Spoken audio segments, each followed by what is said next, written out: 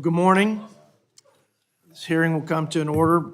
Welcome to the Committee on the Budgets hearing on oversight of the Congressional Budget Office. Today we'll hear testimony from the Honorable Philip Swagel, the Director of Congressional Budget Office. I want to yield myself now, such time as I may consume, to just frame this up for today. We're going to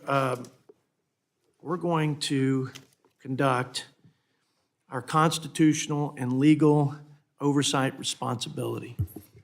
And I want everyone to understand that that we haven't had an oversight hearing, which is our congressional and constitutional responsibility, in 6 years. In 6 years. So before I levy the constructive criticism on your operation and have constructively critical questions of you, I want to first take ownership of and speak to Congress's responsibility and oversight. We have 40% roughly of our programs, departments, agencies that have not been authorized that we continue to fund. That is a massive dereliction of oversight responsibility. We have a growing amount of improper payments. And what was $150 billion a year prior to COVID is now $230 billion a year. And the authorizing committees, the oversight committee, the budget committee, we're not doing our job well in stewardship of tax dollars by allowing that improper payment number to continue to grow with very little done to bend the curve on that. So we passed a budget resolution out of this committee for the first time in 5 years. I mean, a real budget resolution, not a shell for reconciliation. Both parties have done it. This isn't to shame any party. It's to say we have got to set a better standard for doing our job that the people sent us here to do, and that the Constitution and the law requires. So the CBO was created in '74 in the Congressional Budget Act, and the current budget process along with it. 50 years of this budget process, Phil, we look to make the changes necessary to give greater incentive for members of Congress to do the right and responsible thing. That's underway. It's a bipartisan effort. The mission of CBO, I'm sure you'll speak to this, but as I understand it, is to assist the budget committees of the House and Senate with information and analysis so that we can conduct our legislative business. That's all legislation, appropriations, budget-related, authorizing legislation as well. And that you report to this committee and to the committee, the Budget Committee in the Senate. It's my understanding that the customer that utilizes your information trust and relies on the objectivity and the accuracy of it is members of Congress. And we're doing the work of the American people. Their will is reflected in our lawmaking. So we've got to get the information analysis as accurate and as timely as possible for us to serve the American people well. There's a host of factors that contribute to timeliness and accuracy, in my humble opinion. Methodology, making sure we understand what the methodology is, what's in the black box that spits out these scores and other analyses. Outside input, what input do you rely on from other sources? Who are the other sources? Are they balanced in terms of their philosophical views and ideological views? Is there enough transparency for criticism and peer review from these entities? Not the least of which would be our committee and other members of Congress. How are you organized? Do you have the capacity to be timely? Do you have the resources? Do you have the expertise? Do you have metrics and goals?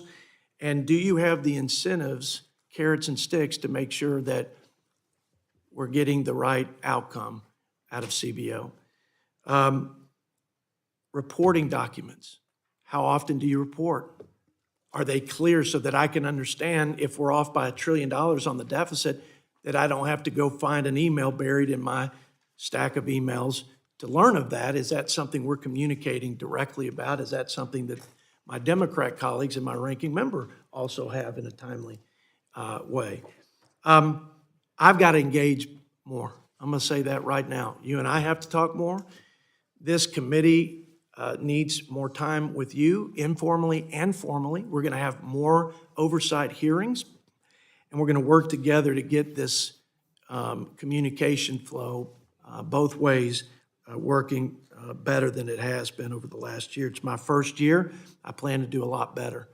And Phil, we've got a plan. We've got a plan to deal with improper payments. We've got a plan to deal with getting our budget done on time. We've got a plan to focus on mandatory and not obsess over just the discretionary budget. We have a plan to hold authorizers accountable for unauthorized spending. So we've got a plan to do better, and we have to. But I need to understand what the plan is to do better at CBO, because, and I don't want to, I know I'm going overtime here, so I'm going to shut this down because I don't want to revolt here on the dais. But there's just, it's not just the deficit off by over 100% and underreporting. G.T. Thompson sent a letter, and you should read every chairman's letter. But he said over the last 10 years, it's just an example, the farm programs, the commodity programs, were overestimating in their spend by 80% of the time, not by 80%, 80% of the time. The nutrition program was underestimated over the last 10 years, 60% of the time. And I've just got a litany of your customers who are very concerned with those key objectives, timeliness and accuracy, without going through all of them that I've written down. I know there'll be time for questions, but I hope you will agree that we can do better. I'm going to do my part, and I want you to hear today from my colleagues about their sentiments and their perception. But by the way, if you ask me or my mom, I'm tall, dark, and handsome, and I do everything just perfectly. But the real question is, how do my colleagues here think I'm doing? How do my Republican colleagues in the steering committee who elected me for this position think I'm doing? How do my constituents feel? The question is, how does your customer perceive you? Because for better and for worse, that's the job you're doing. And that's the job I'm doing. And I believe these guys are your customers at a minimum. Maybe I'd say in this room, they're your customers, your shareholders, and your bosses, all of them. So with that, I'd ask my ranking member for his comments as well, as much time as you may consume. Thank you, Mr. Chair, and thank everyone for being here, including our guests. First, before I direct my comments to Mr. Swagel and talk about Congressional Budget Office, first, I just want to share great news that should make all of us happy here, and I know it will. Headline from a publication not known to being friendly to this administration: U.S. winning world economic war. The first sentence: the United States economy grew faster than any other large advanced economy last year by a wide margin and is on track to do so again in 2024. Almost every day, we are seeing headlines just like that and the economic data underlying it to support it. And that is all news that we can, as Americans, take great pride in. Now, to the express purpose of today's hearing, I want to thank you, Mr. Swagel, as I have done a number of times in private. I want to thank you individually, but also the 270 or so staffers who you represent, fine public servants who perform an incredibly important function and do so with diligence and professionalism.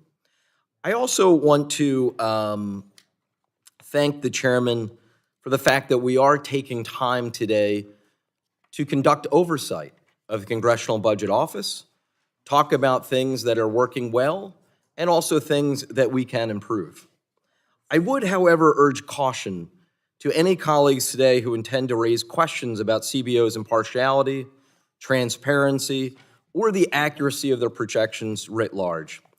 The reality is, and you can look over the last several decades, CBO at times has both underprojected and overprojected deficits, underprojected and overprojected revenues, and released projections that were politically inconvenient to both Democrats and Republicans. I personally know that I think when CBO releases a projection that I agree with, you guys are doing a fantastic job. And when you release one I disagree with, that damn CBO, what are they thinking? I have a feeling all 435 members of the House might find that rather familiar in what I just said. It is impossible to 100% predict the future. The famous physicist Niels Bohr once said, predictions are hard to make, especially about the future. And certainly if there is someone here who had a way to predict, for instance, an unprecedented global pandemic or the Great Recession, well, I would love to speak to you before I get in my bet on this year's Super Bowl. So the reality is this. Despite the challenges of making predictions, and despite not having a perfect record, time in and time out, CBO does high-quality work. But again, I am open toward ways that we can improve the process and ultimately improve the end product. Toward that end, I'm incredibly proud that just last week, I introduced a bill, co-sponsored by Chairman Arrington, that would help reduce the delays that CBO often suffers in receiving data that they need to support congressional decision-making. And frankly, this has been a chronic problem, whether it's a Democratic administration or Republican administration, and it's incumbent upon us in Congress to solve. Speaking of the role of Congress and not CBO, we're going to talk today about a, quote, culture of fiscal responsibility. Let's be clear. It's not the role of the CBO to inculcate a fiscally responsible culture. That's our job as members of Congress. So let's not pass the blame or pass the buck onto the men and women of CBO for those instances in which this institution has failed.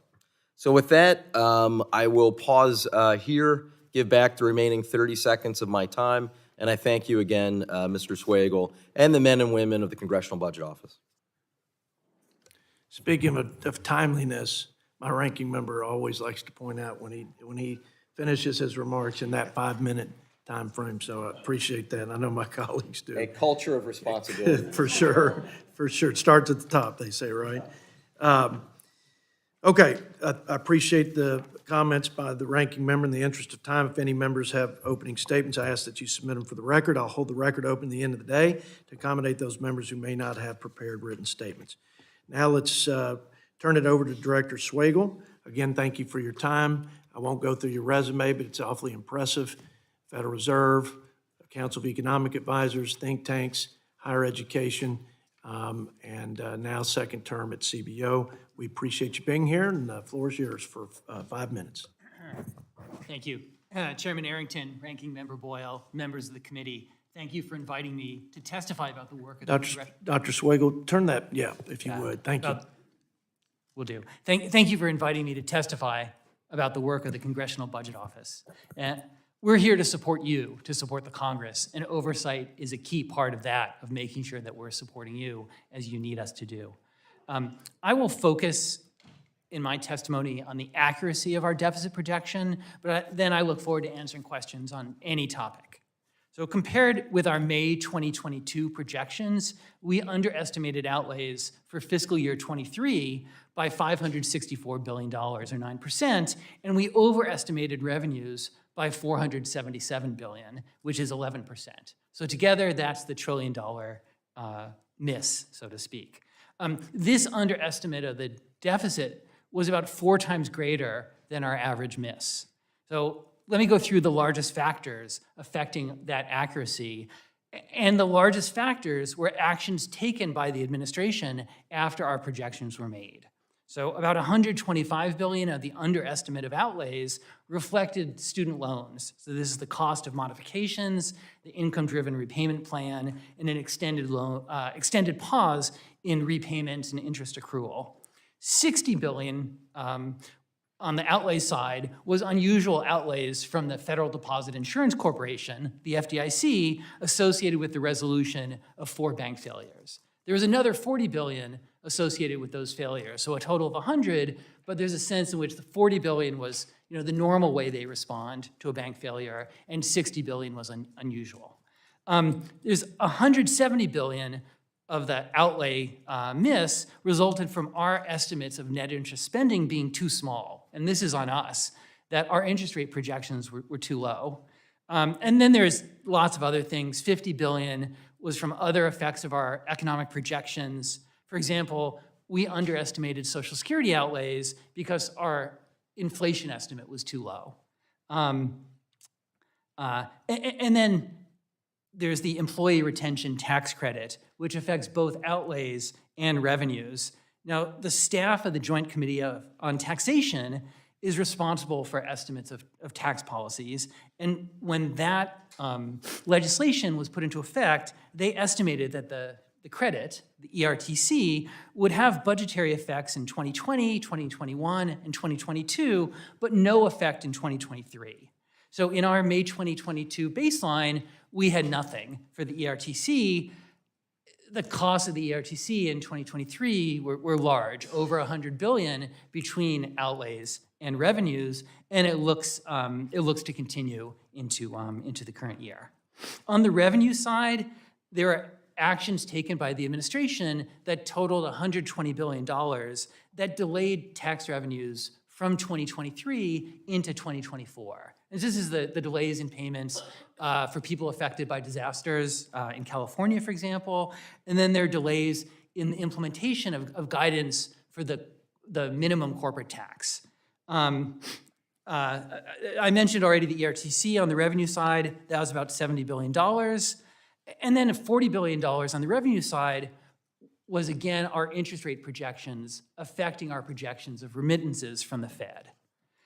There's lots more, but the overall point is that some of the miss is our miss, our inflation forecast, our interest rate forecast, and some of it is actions taken after our projections were done that I think we reasonably could not have anticipated. Now, each month, in our monthly budget review, we provide an update on how outlays and revenues compare with the amounts in the previous year. And so we regularly discuss how outcomes differ compared to, to our projections. We will release new projections next Wednesday. And I'll just mention a couple things, that the deficit was going to be smaller because of the Fiscal Responsibility Act and the subsequent continuing resolutions. On the other hand, net interest costs are going to be higher. Interest rates have gone up. And then the one that's relevant here is that the tax provisions from the 2022 reconciliation bill, those costs are going to be much higher than we had originally because of the market has changed, the implementation is different than what the Joint Committee on Taxation expected. So that's just another example of administrative actions that affect our projections. So let me stop and say, Mr. Chairman, Mr. Ranking Member, I'm happy to be here and to answer questions on any topic. Thank you, Mr. Swagel. We'll now begin the Q&A session, and I will yield myself 5 minutes for that. Okay, so I appreciate my ranking member making the comment about fiscal responsibility, and the culture of fiscal responsibility is our mantle to bear and our goal for the taxpayers of this great nation. I agree with that. What we're talking about with respect to culture is to say, what are the cultural challenges that CBO has or is reflected in the outcomes? Is there a culture of accountability? Is there a culture of welcoming criticism through transparency and peer review?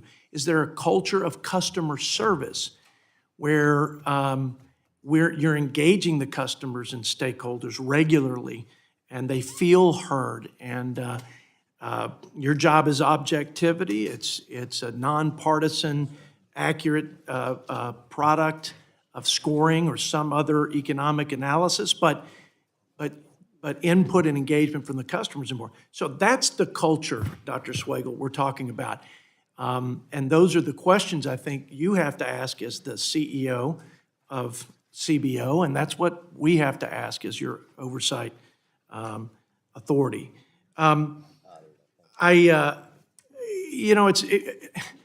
If being a good guy and a smart guy were the only measures of success, you'd be an A+. And if intentions were the measure of success for Congress, probably we'd all be A+, because I don't question the intentions of anybody in here, including Earl Blumenauer over there. I know, I am. But it's true. I think the intentions generally are good. We have different views on how to allow our country to be on a path of progress and all that, but I think people generally want this country to succeed. We have different views of the role of government, for example. But that's not the metric here. It's not intentions. It's not a good nature. And so I think it's incumbent upon us to say, what other scoring entities exist? What other forecasting entities exist? What surveys of other forecasters? How are we doing relative to our peers? Not how do we think we're doing or how nice do we think we are, or how smart are we?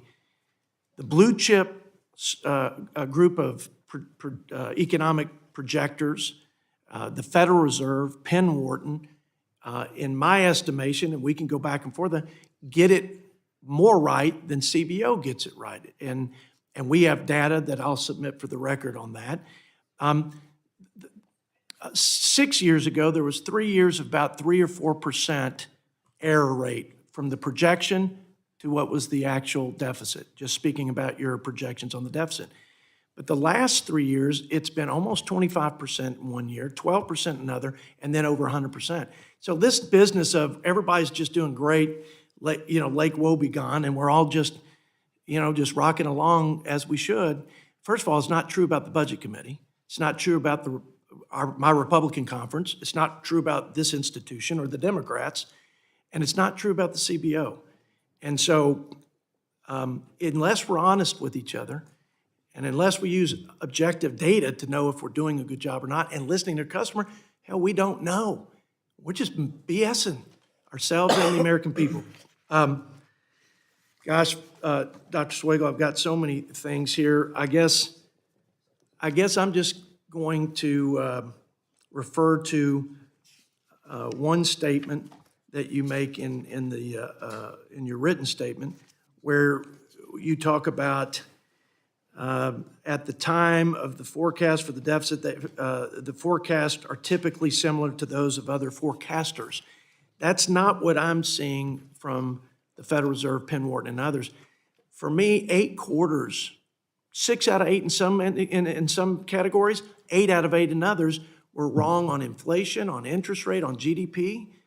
And I'm not even getting to the scoring piece of legislation and some of the concerns. And I would ask you to take the time to dig into the chairman of authorizing committees' letters and their sentiments and their specific examples of concerns.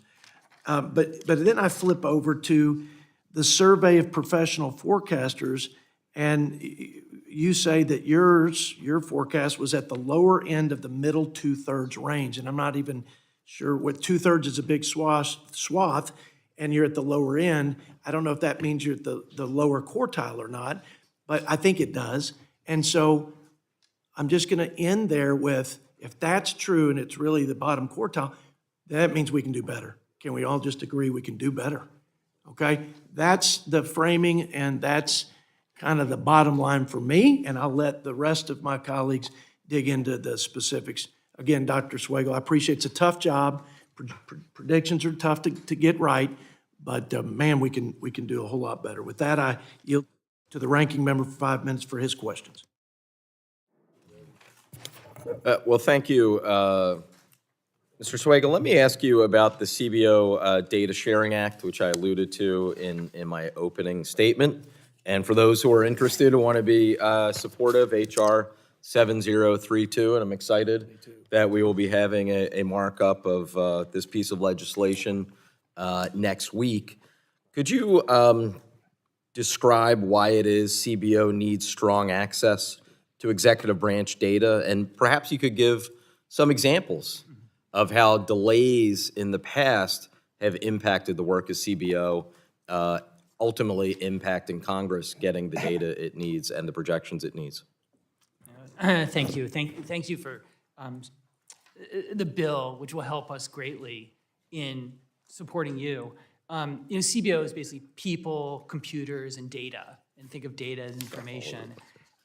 And we use a wide array of information. Sometimes an agency in the executive branch has information that we need, and they're the only place we can get it. That the public information is just not detailed enough. So we work with agencies on that. We have 20 data agreements in place, and we do lots of work. There's sometimes legal questions from agencies about their authority to provide us with information. So even if they want to provide the information, they pull back because they're afraid that they might be somehow violating existing law. That's right, and I will give you the examples. You would ask for examples, I can give you one. So we've been doing work on the flood insurance program, and so we have some private sector data, but then we get information from FEMA, and FEMA's been very cooperative, but they've had concerns about their legal authority to provide us with information. We worked back and forth with them collaboratively. Your legislation would just solve that, would basically give FEMA the comfort that they're complying with the law without the kind of weeks of back and forth. So that's the sort of issue it would solve. It would require us to have very strong security on these data, including at least as good security as and confidentiality protection as the agency that's providing us with the data. Yeah. Can you, I think I know the answer to this, but I do think there's value in making this explicit. How does CBO protect data?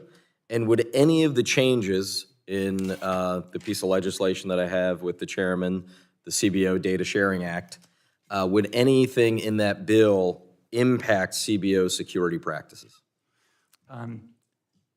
If there's an impact, it would be to strengthen. But like I said, we follow the security protocols dictated by the agencies giving us the data. And so we have, an array of different ways that we secure the data. And then we have security precautions for the entire agency. So the legislation would require us to continue to do that, and we certainly would continue to do that. Great. And then finally, just shifting gears, as you look, I referenced that approximately 270 employees at Congressional Budget Office. As you look at the responsibilities that Congress has placed on the Congressional Budget Office and the staff and budget that you have, how would you assess where you are right now in terms of having the resources you need to conduct your work? So we've been shrinking since the December 2022 appropriations. We've not been filling vacancies, and it means I have vacancies in some key positions, like our Medicare cost estimates unit, which is one of our the busiest parts. We lost someone and can't replace them. We have someone very senior who works on the appropriations who's about to leave for a great opportunity. I can't replace him, and on. On the national security side, we've lost, one, and we're about to lose another. And things like the NDAA is now, there's no off-season on the NDAA for the, amendment process. Right. So these are things if I had the budget, I would immediately hire in these areas and more. And it's really just to support you. We want to be responsive, and I'm worried that I don't have the resources to be responsive. Well, thank you again, Mr. Swagel. And lastly, let me say, I know we talked about this last week, but tomorrow is the last day in a 2-decade congressional career of my friend, the gentleman from Buffalo, Mr. Higgins. So, Brian, I think I can say in a bipartisan way, we will all miss you, my friend. Thank you. Thank you very much. Thank you. Thank you. Now I yield back. Well, let me say I associate myself from your comments about Mr. Higgins, and I have to put up with him not only on this committee, but on Ways and Means. So, but I'm glad to put up with him. He's a good guy and he'll be missed, so we appreciate you, my friend. With that, thank you, Mr. Boyle. I'll yield 5 minutes to the gentleman from Wisconsin, Mr. Glenn Grothman. Thank you. First of all, Director Swagel, I'd like to thank you for being here again. You guys always work so hard, and it's good you're able to spend today with us. Can you give us kind of an overview of the steps you've taken to increase transparency at CBO since you took over? Yes, I'll give you a couple of steps that I've taken, and my predecessor also did a lot, so I've continued what he did. I mean, some of it is, of course, meeting with you, testifying. We publish reports that provide background on our cost estimates. For example, our cost estimate of drug negotiation, we've published several reports providing the technical underpinnings of that.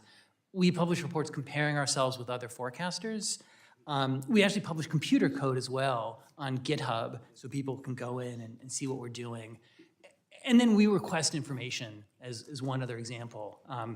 A recent one is we had a blog post on is anti-obesity medications, is like Ozempic and that kind of medication, asking for input to help us understand the budgetary consequences, including the health and scientific consequences. And we've had a tremendous amount of input from the private sector. Okay. In April, you released a report describing, your creation of cost estimates. It stated, quote, CBO is currently developing a plan to make more of the account-level analysis of appropriation bills publicly available in accessible formats. Can you give me an update as far as how's that going? Wait, I'm sorry, say that last little bit. Okay. You stated in an April report, CBO is currently developing a plan to make more of the account-level analysis of appropriation bills Yeah. publicly available. Can you tell us how that plan is going? Oh, no, very good. Okay. So, no, thank you. And I know it's important to you on the appropriation side. So we have put on our website now, there is a tab on the cost estimate section that's for appropriations bills. Most of our cost estimates are for authorizing committees and authorizing bills, but we do put out cost estimates on appropriations, so we now have a tab that collects all of that. And so we've been moving in that direction. There are other things we could be doing, and that I know you're interested in thinking about what more we can be doing.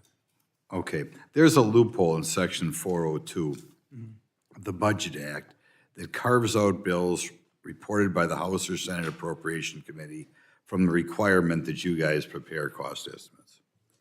Do you feel that provision prohibits you from providing account-level analysis of appropriation bills? No, it doesn't. Okay. So good. we have the ability and authority to provide the account level information. So you can. Is there any capacity restraint that would prevent you from publicly releasing account-level analysis of those bills? It is. That's really the barrier, is our capacity. Our appropriations team is, well, especially this year with what's happened with appropriations, has been pretty much nonstop. And so we would want to work with the budget committee, work with the appropriators to say, well, what can we do that suits your needs? But you could release this stuff anyway. Absolutely. Okay. Later this week, I'll introduce legislation to provide an exemption from the Privacy Act. Can you discuss the current restrictions placed on the CBO by the Privacy Act in 1974 and how it hinders your ability to produce, or does it hinder your ability to produce accurate and timely cost estimates? So that it's a similar question to what, in some ways, to what I answered with Mr. Boyle, that we think we have the authority to get information from executive branch agencies. They will sometimes point to the Privacy Act and say, well, even though the Budget Act says you can get it, the Privacy Act says maybe not. And so that, and since the GAO has more authority, they have So good if we had a statutory change to make it clear, right? yeah. So that's legislation that we would certainly appreciate. Okay. Can you describe the amount of time it takes CBO, or how much time CBO currently spends negotiating with agencies to gain access to data that is covered by the Privacy Act? Is that a time-consuming thing for you guys? Yeah, it's a good question. I'll have to get back to you on the details of the Privacy Act. I'll tell you on negotiating with agencies in general. I mentioned FEMA. The Social Security Administration, we have 3 data agreements with them. One has expired, and we've been working with them for a year now to try to get it renewed. They keep extending our access, so it hasn't been a problem.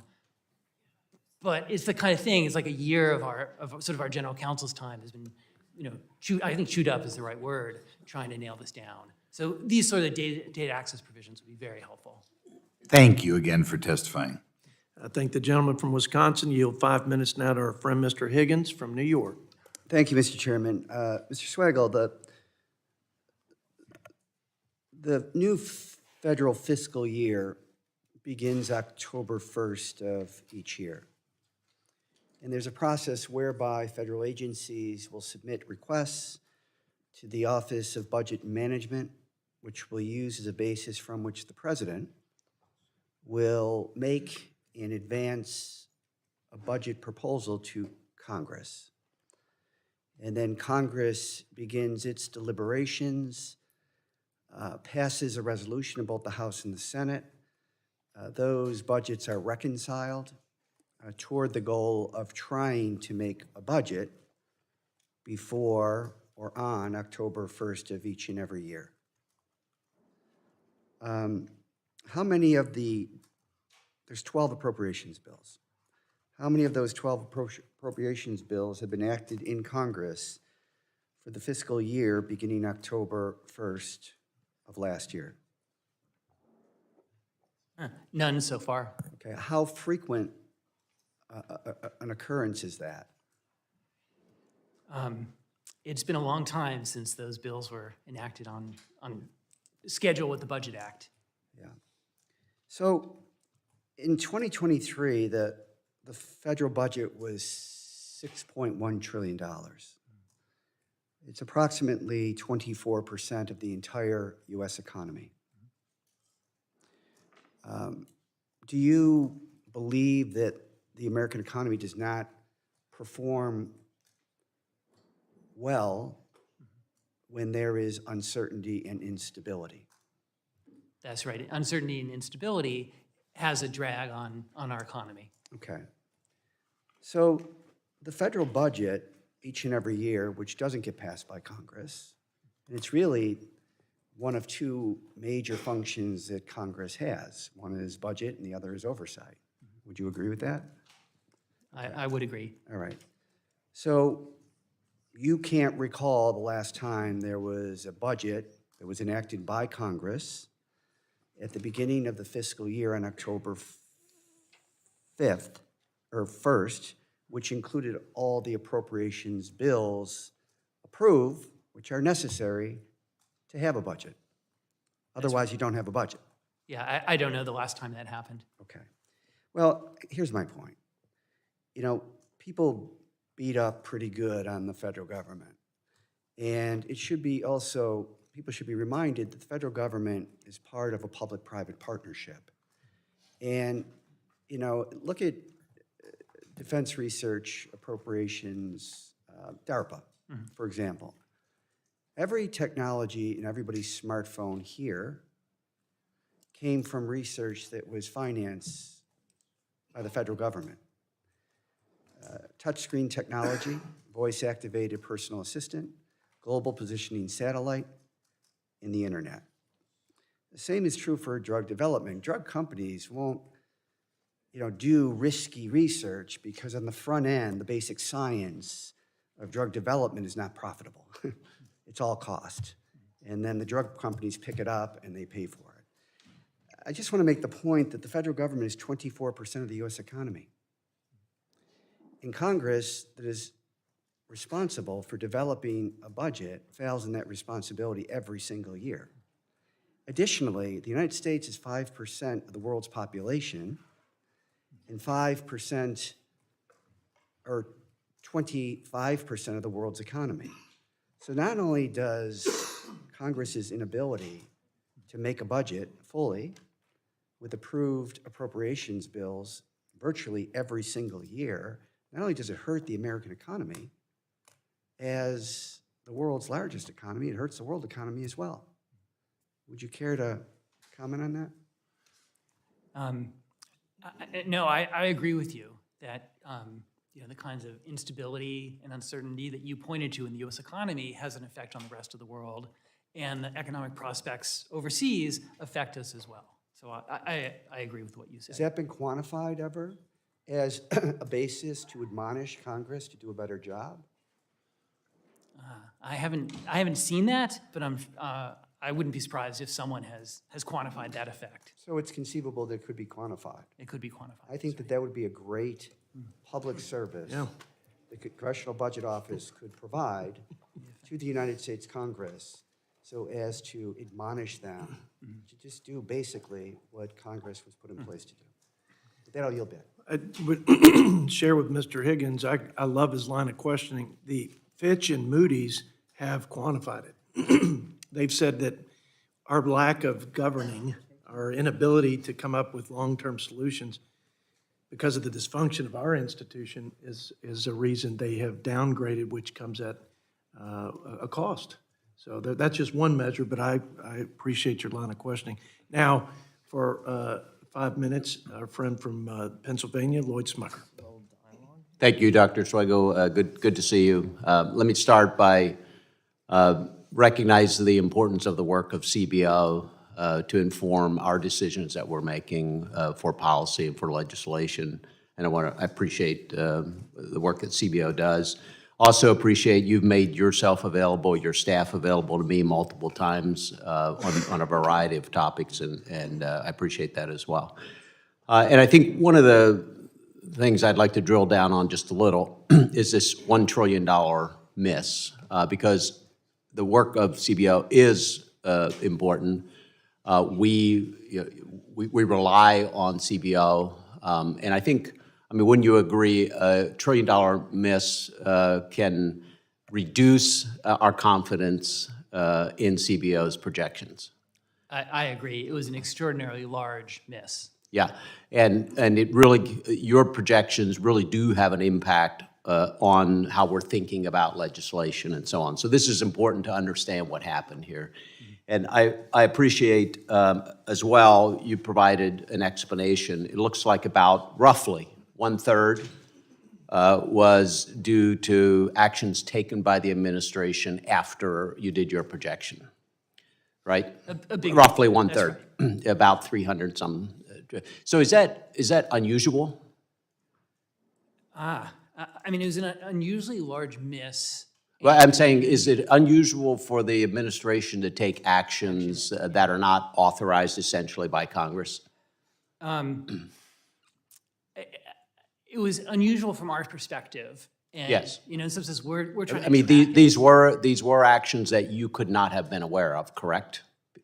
Because That's they correct. were done unilaterally by the administration outside of the authority of Congress. That's great. So I think it's important we get that on the record. This was extraordinary activity by the president in spending what we would allege were, he was unauthorized to do so, and this were outside of his authority. So that's number one. And then number two, I think about 1/3 of the projections where you just simply missed the economic projections. That's right. Why? Why would you have missed? I mean, that's a big miss. So can you tell us why you would have missed that in this particular time? Yeah, so there's two pieces to it. And I'll talk about inflation, but the same thing applies to interest rates. And there, it's what you said, it's just a miss, and it affects the revenues and outlays. The economy was changing rapidly at the beginning of 2022 when we were doing our forecast. And our process is that we have to do the economics before we do the budget. The analyst for unemployment insurance, she has to know, well, what's the unemployment rate going to be 7 years from now? So we have to do the forecast early.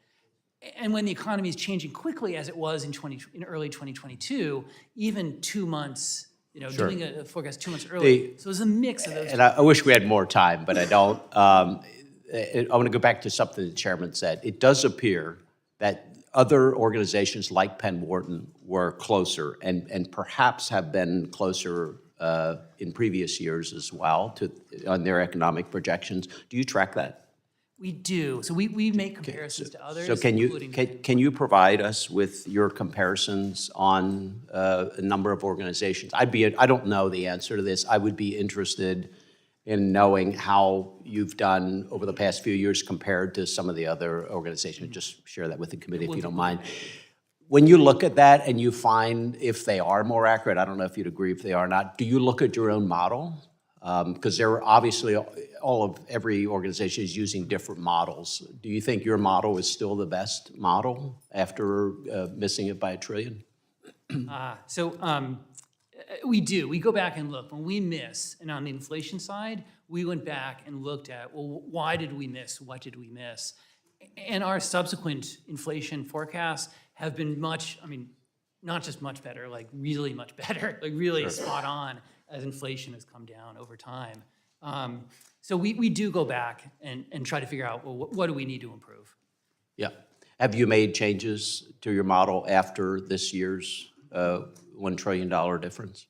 We've, in terms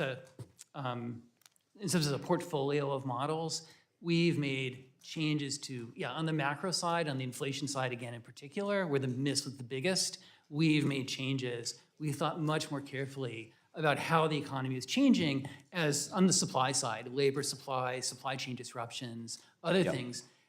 Again, I do appreciate your work. I've been asking some pointed questions. I just think it's really, really important that we all can continue to have confidence. So we appreciate your answers to these questions. Thank you. I'm going to thank the gentleman from Pennsylvania and yield to our friend, the gentlelady, Ms. Schakowsky from Illinois, for 5 minutes. Thank you. First, let me just say to my friend and colleague, Brian Higgins, that I will definitely miss sitting next to you and hearing to the wisdom that you bring to this committee. We'll all miss that. Very recently, this committee marked up a bill to create a fiscal commission.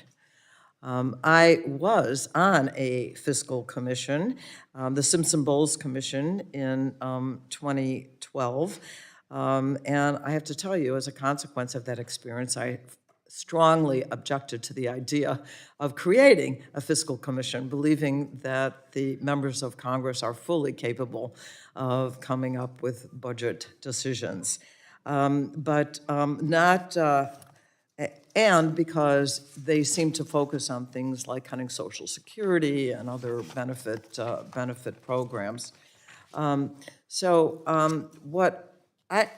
I'm interested in is what is the cost of a fiscal commission?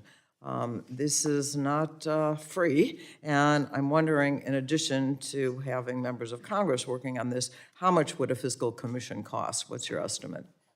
So our estimate of the cost of the legislation was $12 million in discretionary spending, some for the operation of the commission, and then much of it for the public outreach campaign that was part of the legislation. What is your view in terms of what it would cost, what kind of requirements would be made of you that would be of additional work if there were a fiscal commission? So we would support the Congress and the commission.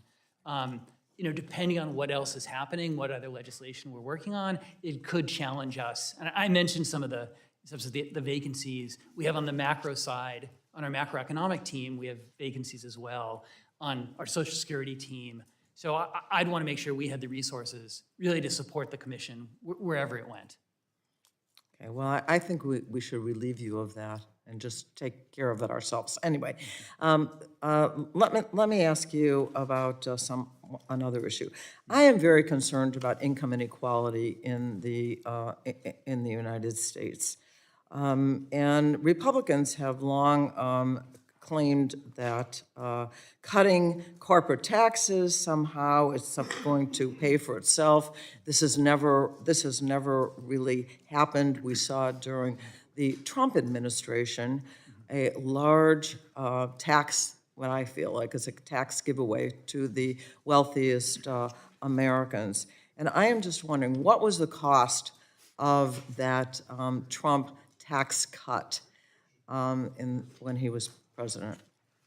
So we, we put out a cost estimate at the time. It was before my time as director, so I don't have the number in my head.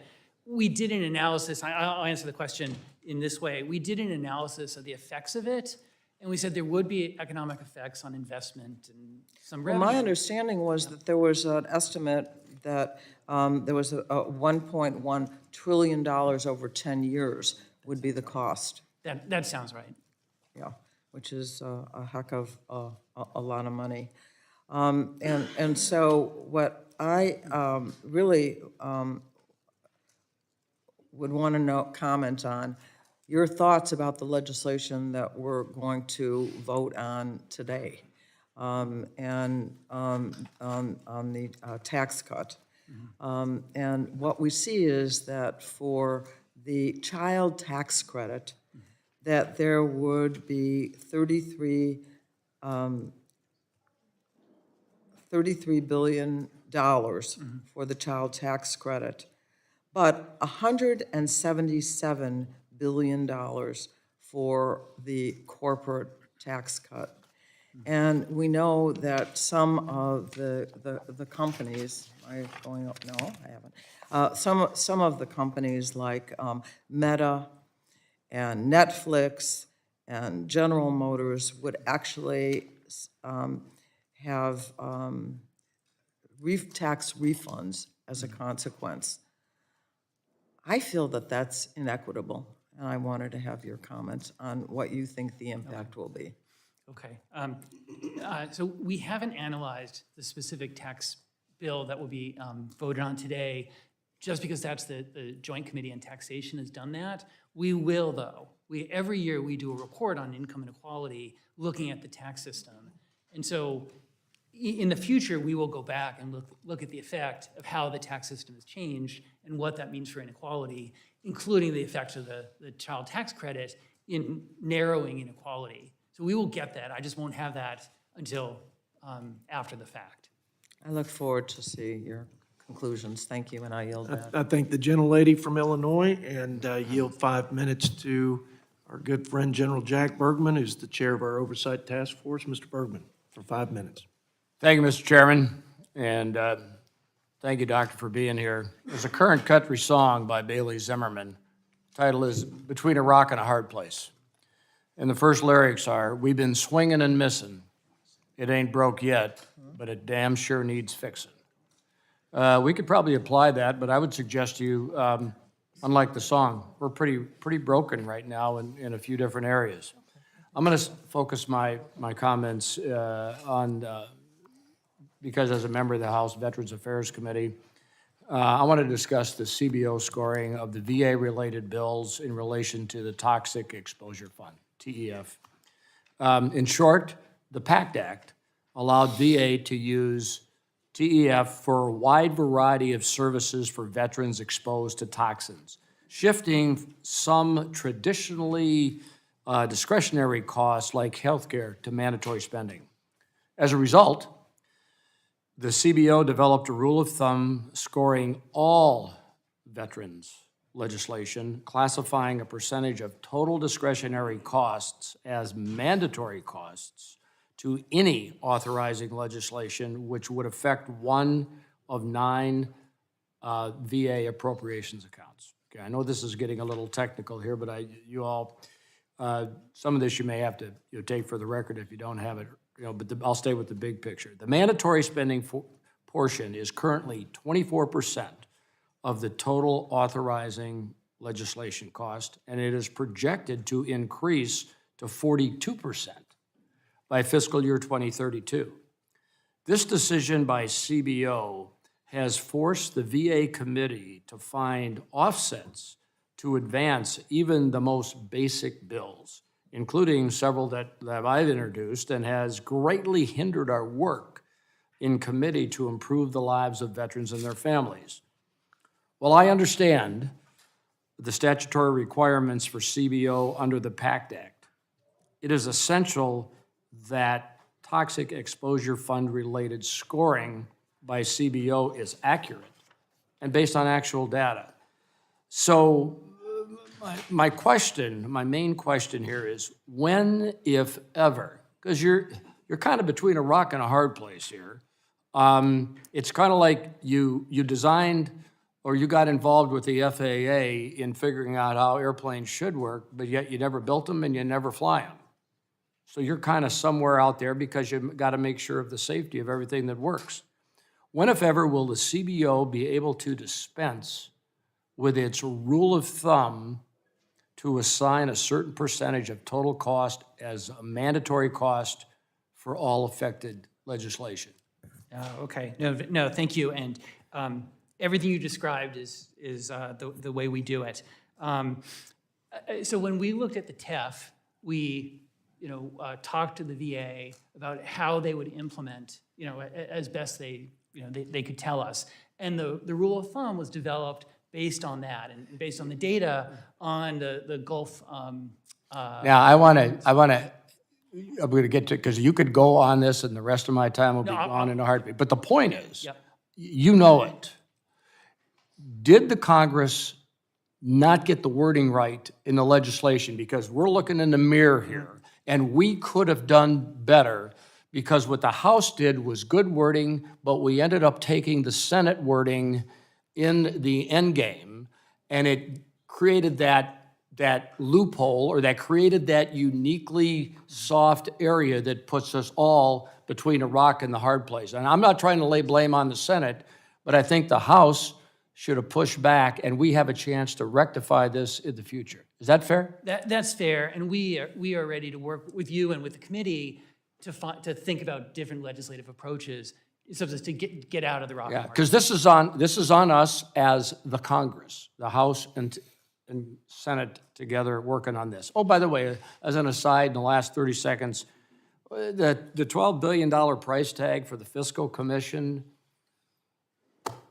billboards and all that, I mean, where did that come from? So we looked at past commissions that had a mandate to do public. Do we have to do billboards just because, I mean, now we do digital as opposed to analog? Right. So That was an attempted humor. I know my time's about to run out. Yeah. But in substance, this is our process. Is if there's something new, we say, well, what's an analog to it in the past? And so that's where the figure comes from. Okay, so we're going to all help ourselves, whether it be here in the House under the chairman's leadership here on budget, or use the CBO and definitely our friends over on the north side of the Capitol to do better and be more detailed in our guidance. With that, I yield back. I thank the chairman, General Bergman. Now yield 5 minutes to our friend from Portland, Earl Blumenauer. Thank you, Mr. Chairman. And I appreciate your being here, Doctor. You take a step back and think about the complexity that you face. You have to operate under assumptions about how Congress operates. Very difficult. We've had conversations with your predecessors about how Congress could do a better job of present value accounting without going over the edge in terms of dynamic scoring. But that's the reality that you face, and the horizons that you have to deal with in terms of the interaction between the two bodies, the extraordinary set of circumstances that we face. I can see you being off $1 trillion. We were on a roller coaster 3 years ago in terms of the projections about how bad the economy was going to be. And there are some people on the other side of the aisle who had some pretty apocalyptic projections, and in the popular media. We keep talking about uncharted territory, and you were attempting to work that. But what's happened in the course of the last 18 months, we've seen the historic investments paying off. The GDP growth for the first 3 years, the Biden administration is 3.4%, outpacing the first 3 years of the prior administration. Inflation, which we were deeply concerned about, is now down to between 2 and 3%, very close to the Fed's target rate. We have almost 3 million jobs created last year. Unemployment is a historic low, 3.5%. I think it's been below 4% for 23 consecutive months. The work that we did, some of it was bipartisan. A lot of it was part of the work we did with the administration on things that were modestly controversial, but they appear to have been working. The landscape that you have now going forward appears to me to be much less uncertain than the historic efforts that we faced in the aftermath of the pandemic.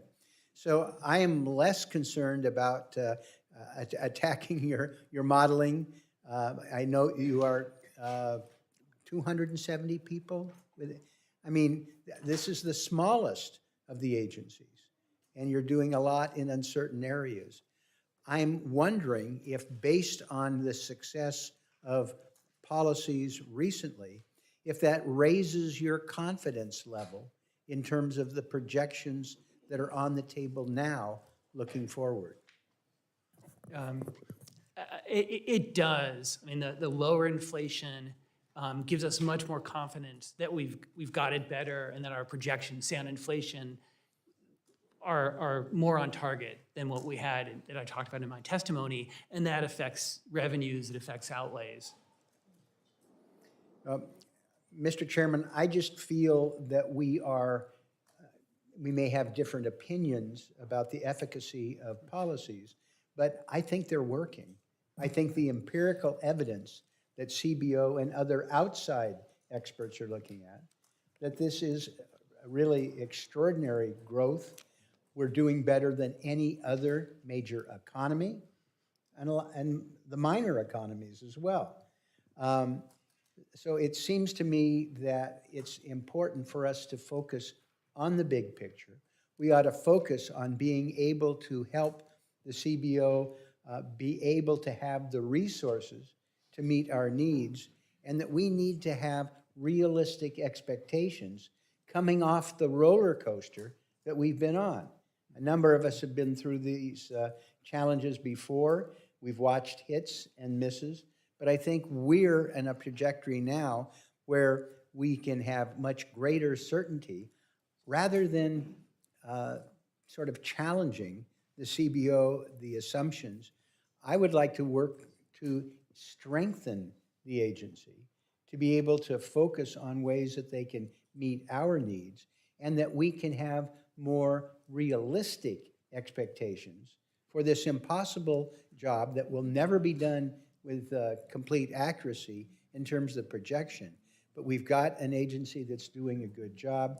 We've seen the success of policies in place, and I think we ought to build on this degree of stability to be able to help CBO help us, and then we do our job, like collecting taxes that are owed and looking at areas of reform that we can agree on, which I think there's real potential for our moving forward. I think the gentleman, and since you referenced me, I'd just say realistic expectations is a good thing for us to keep in mind, and I appreciate that, and it is complex and difficult. Constructive criticism, continual improvement, and expectation that we look at benchmarks and make sure that we are best in class and committed to excellence is also essential for our customers back home. But I appreciate Mr. Blumenauer, as he knows, and I'm going to yield 5 minutes to one of my best buddies who's also leaving this great and yet dysfunctional institution, Drew Ferguson. Thank you, Mr. Chairman. Director Swagel, first question to you.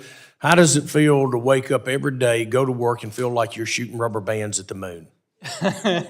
I'm here to support you, so that's my Yeah, mission. well, we do it too. My point is you shoot rubber bands at the moon every single day, year in and year out, and you don't hit the target. You don't hit the target. So let's go back now. And when I say you, listen, I profoundly respect you. I think you're a smart guy. I think you're an honest guy. So when I say you, I could say y'all. I mean the entire CBO operation, past and present.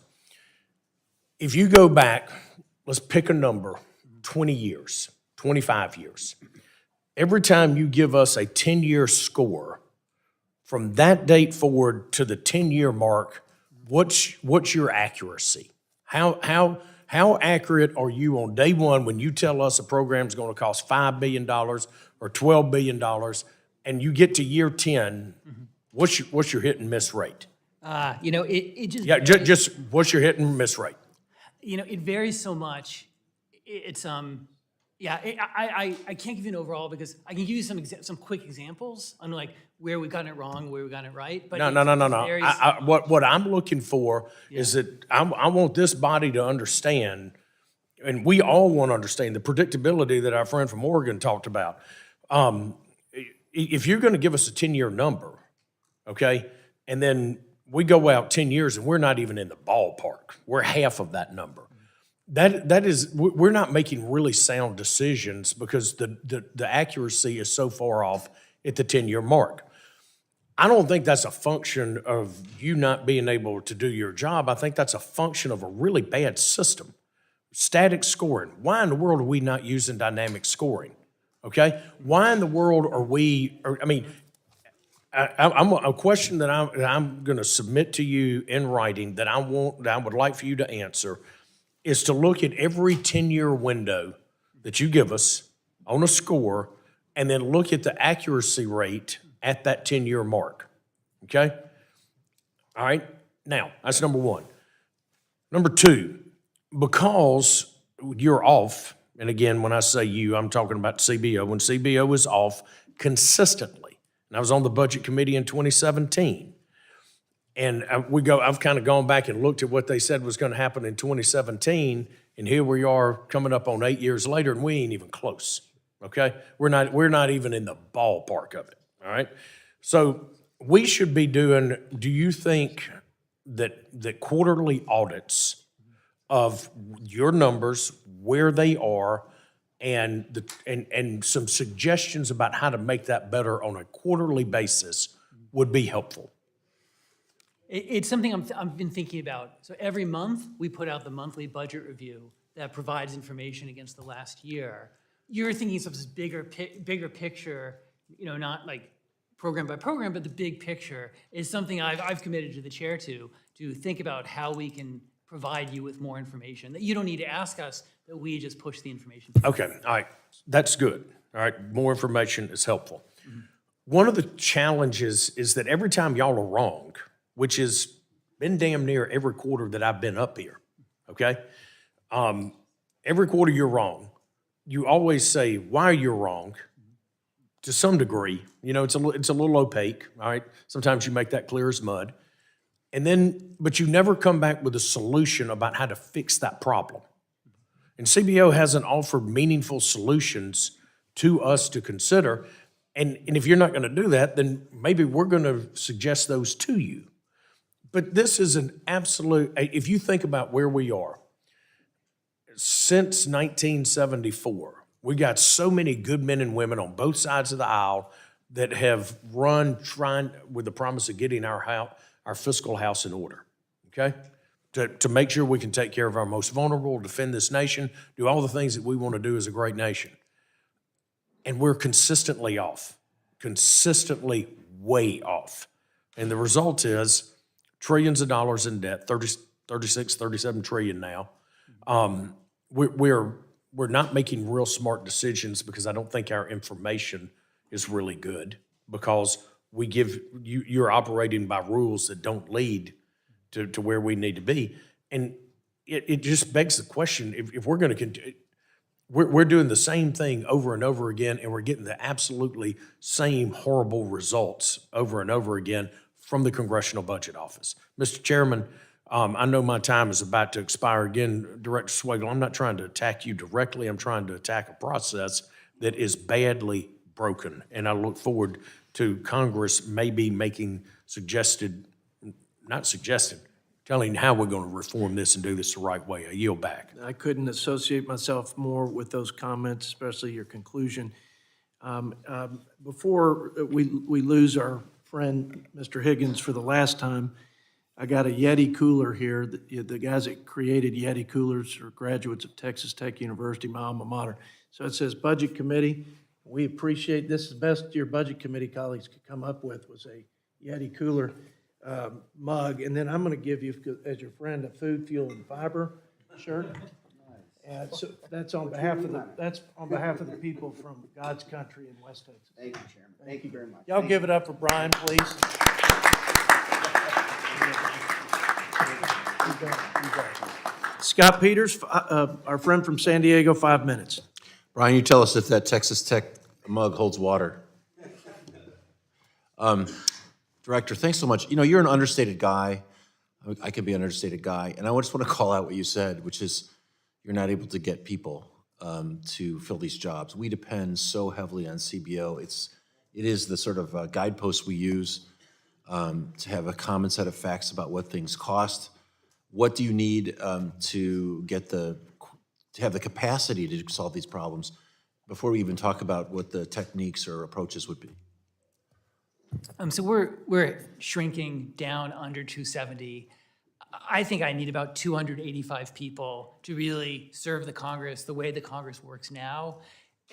If we had reconciliation every year, I need more, but it, Okay, yeah. but 285 in a kind of normal, I don't know what normal is, but Do you have the money? Do you have the money for that, or is it an issue of you can't find people to take the jobs? No, our budget, since December 2022 has, been much lower than keeping up with inflation. And we're 90% people, those are our costs. So you need money. So the only thing I can do to fit our budget For 15 positions. is shed people. Okay, I just offer to the chair that maybe we ought to think about supporting that. This is sort of the backbone of, it's not a big expenditure, and we have to have people who have the capacity to do this work, even before we talk about critiquing the work itself. I also wanted to just thank you for meeting last year with researchers for Rady's Children's Hospital in San Diego to discuss California's Baby Bear project and how its findings might help inform your analysts' scoring assumptions. For those who don't know, Project Baby Bear used whole genome sequencing to diagnose a statistical sampling of our state's sickest infants. Over the course of the study, they found that immediately sequencing and diagnosing these babies prevented 513 unnecessary days in the hospital, 11 unnecessary major surgeries, and 16 invasive diagnostic tests. Even one day with your child in a neonatal intensive care unit can cost thousands of dollars. And early sequencing gave those families answers and saved an average of nearly $4,300 per patient by the time they left the hospital. Don't even think about lost earnings or all the other treatment that was avoided by that early detection.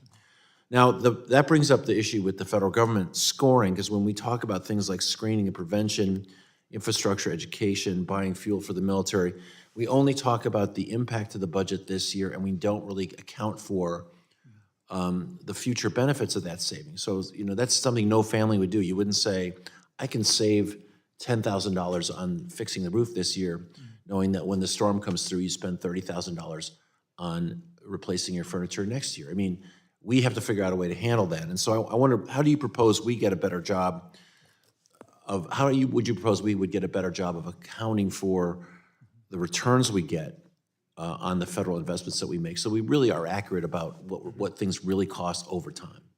No, thank you. And I've heard that from you and many of your colleagues, that we need to provide you with information beyond the 10-year window. For exactly what you said, you help a child at age 2, well, at age 22, they'll have higher earnings, they'll pay taxes, and that applies to many things. And so we're working on that. For the budget, the sort of budget enforcement mechanisms, those are generally within the 10-year window. So that's our, our requirement, but we're working hard to figure out ways to provide you with that information over the 10-year window and out, as far as is useful to you.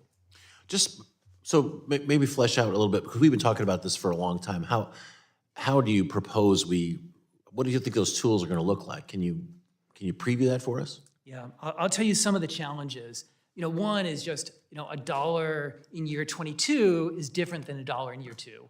And so providing information, not just in nominal dollars, but in net present value. Right. So that's one. And finding a way to, that you don't need a finance PhD to, kind of understand what's going on. So that's one thing we're working on.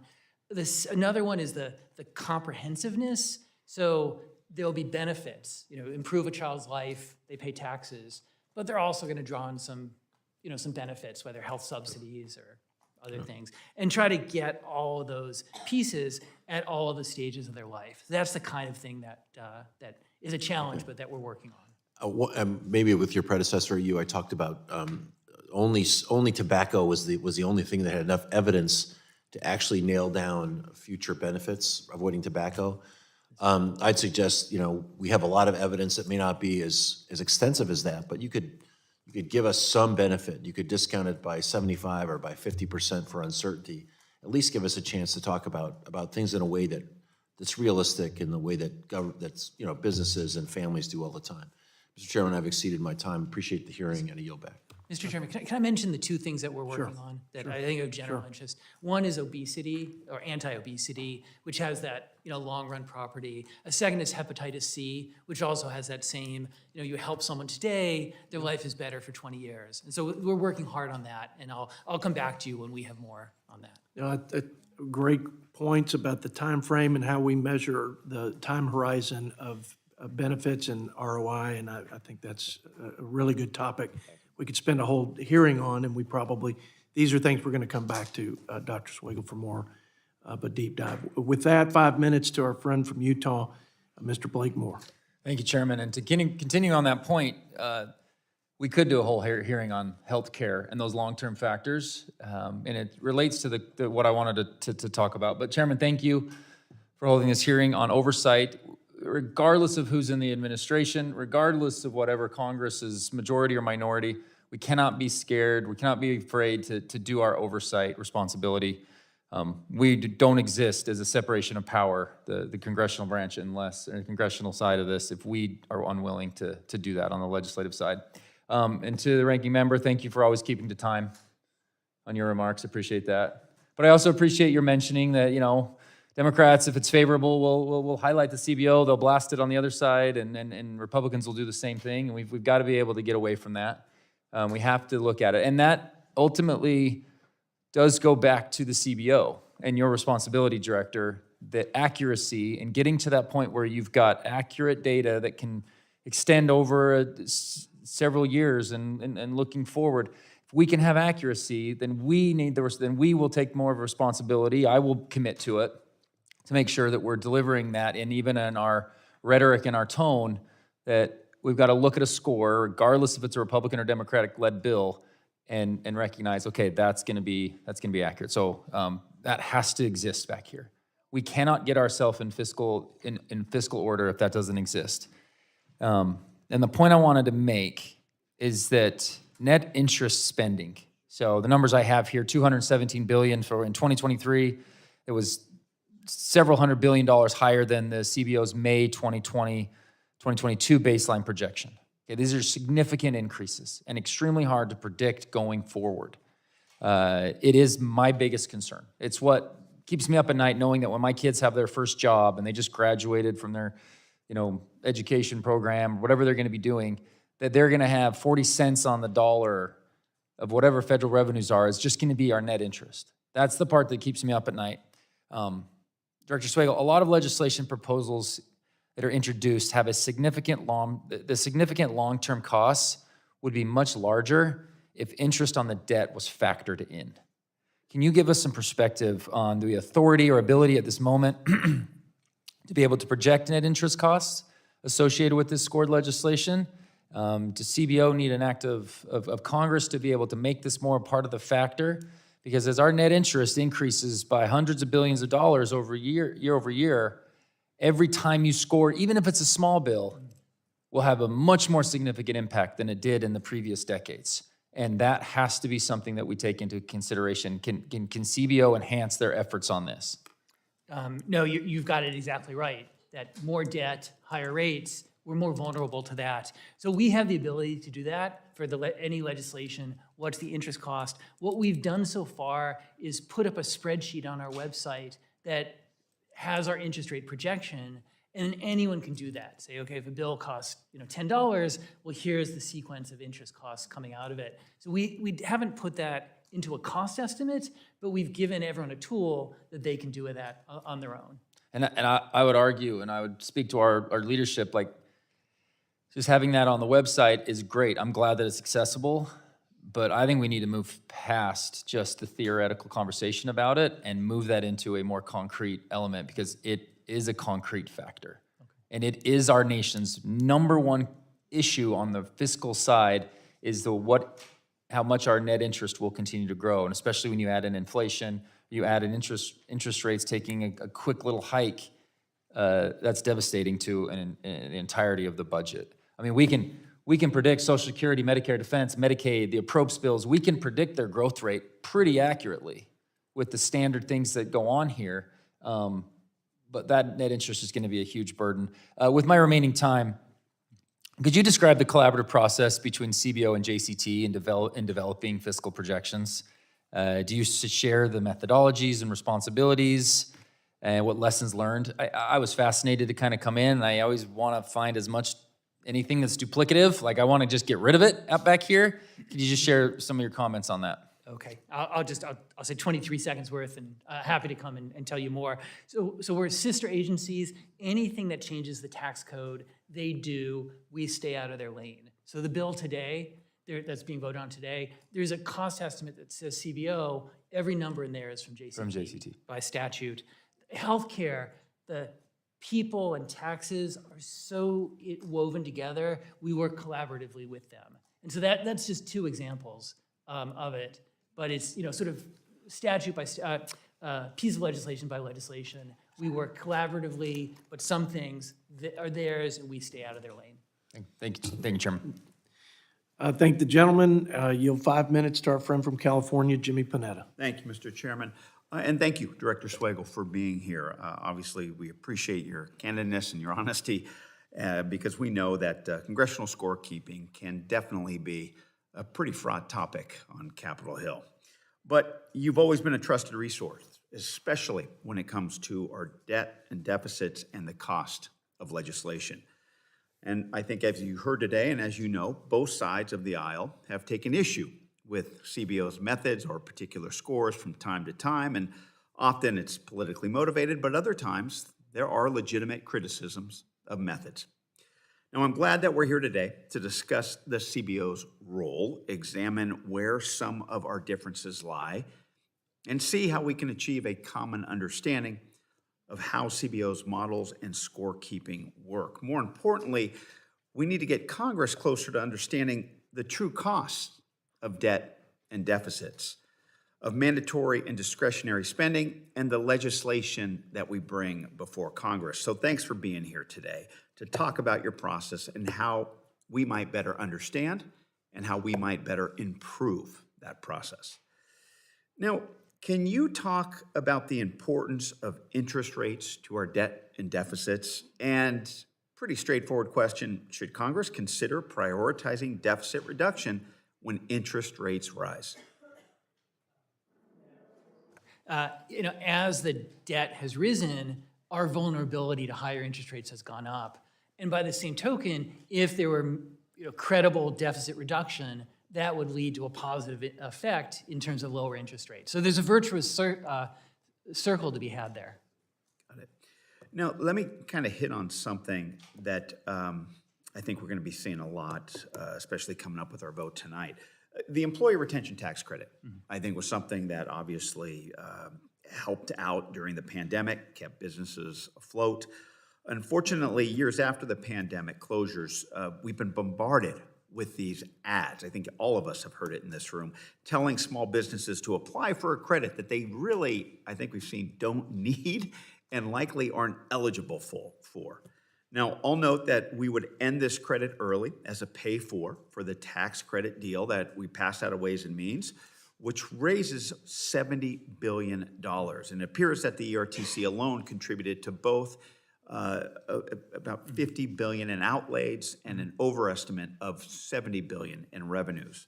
Can you explain how this credit contributed to the overestimates and underestimates and how they impact your corrected projections?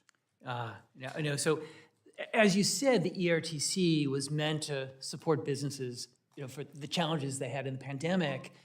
Businesses now can amend their tax filings from several years ago during the pandemic, and that's the activity that we see. In 2023, there's this, I think cottage industry is the right word, of the ads that you said, helping businesses do that amending, and then the IRS, it would be expected to send out checks in response. Okay, Great. Once again, thank you for being here. I appreciate your information, not just today, but as we go forward and continue to try to do our jobs. Thank you. Thank you. I yield back. Thank the gentleman from California. You have 5 minutes to our friend from Kansas, Ron Estes. Well, thank you, Mr. Chairman, and thank you, Mr. Swagel, for being here today. We appreciate the time and all the Congressional Budget Office does to help facilitate the work we do here in Congress.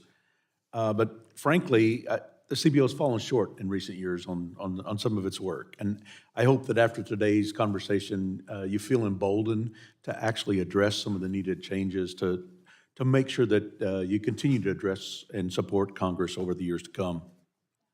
Obviously, CBO plays an important role in our lawmaking process. In order to address issues, members of Congress depend on organizations like CBO to assist in legislation. And accurate budgeting and economic analysis and accurate projections are essential tools that help us craft legislation and weigh how we vote. One of the key things that I always look at in terms of forecasting is making sure we have small variations between the forecasted amount and the actual amount. Whether the forecasting error, which there is some because it's difficult to do, but whether the error is on the high side or the low side, as long as it's a small variation between the actual and the forecasted, we'll have the best opportunity to have the best results. And with our debt the way it is now at $34 trillion, obviously that analysis is important. And with the debt increasing over the last year by over $2.6 trillion, it means we're now spending $85,000 each second that's being increased to the national debt. And it's not sustainable, and we've got to be able to make those spending decisions in that with the best information we have available. And so that's the focus that I want to talk a little bit about. One of the things was mentioned, and one of the things that's really important, and I want to highlight this here, is that when the TCJA, the Tax Cuts and Jobs Act, was implemented, part of the discussion and part of the estimate was that there would be a loss in revenue. And the number, I think one of the numbers thrown around was about $1.5 trillion over the 10-year window. And just to highlight now, if I look at what the revenue projections that CBO made after the Tax Cuts and Jobs Act passed versus what the revenue has come in from 2018 to 2023, actually we've already collected $1 trillion more than what was projected. And if the next 2 years before the Tax Cuts and Jobs Acts expire continues on at the same rate as the last couple of years, it will more than pay for that $1.5 trillion. So that's one of those things as we make decisions about tax cuts or about other things. I mean, something like this that shows that the Trump tax cuts paid for themselves over that time period from 2018 to 2025. We need that accurate information. And so one of the things I wanted to ask is, what kind of ideas are you looking at or plans that you're looking at to how to revise what CBO does to make sure that we have greater accuracy in budgeting or assessing key pieces of legislation? And how do we compare that with other models like Penn Wharton or University of Chicago and their differences in projections? No, thank you, and I agree with the importance of what you said. One key area that I'm pushing on is our ability to do dynamic analysis, to get those relationships between changes in tax policy and the economy, and then the feedbacks to revenue.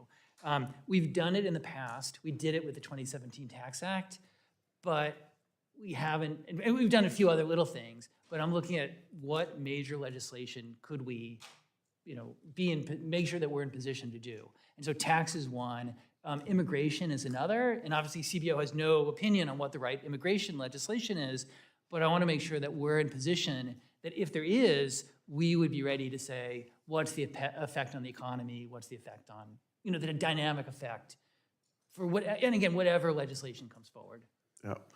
What kind of comparison or analysis do you do today of actuals versus what you're forecasted? I mean, do you actually sit down at the end of the year or the end of the quarter and come back and look and say, well, this worked, this didn't, and how do we adjust that or tweak that and I know, kind of a scorecard yourself? No, that's right. So we do that in two ways. One is on the account level, that generally twice or sometimes 3 times a year, lately it's been twice just as the press of business, every analyst sits down with managers and with me, and we go through line by line, okay?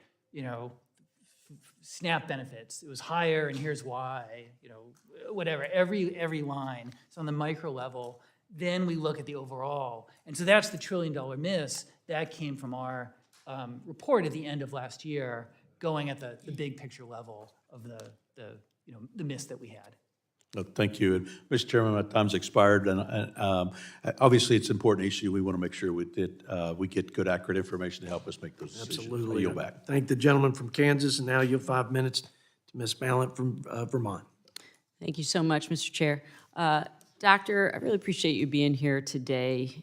As you know, you and I had a rich conversation about the work of the CBO last year in my office, and I really appreciate the commitment that you have to evidence-based policymaking. That is the way we should be doing our work, always. So, one lesser known, I think, CBO function is the reports that you do on the effects of policies over the long term. And I'm keenly interested in the federal response to the opioid crisis. In Vermont, many of my neighbors, community members, and friends have tragically been impacted by the opioid crisis. And in 2022, we've already lost hundreds of people to drug overdoses. Drugs like xylazine and fentanyl are making the crisis so much worse.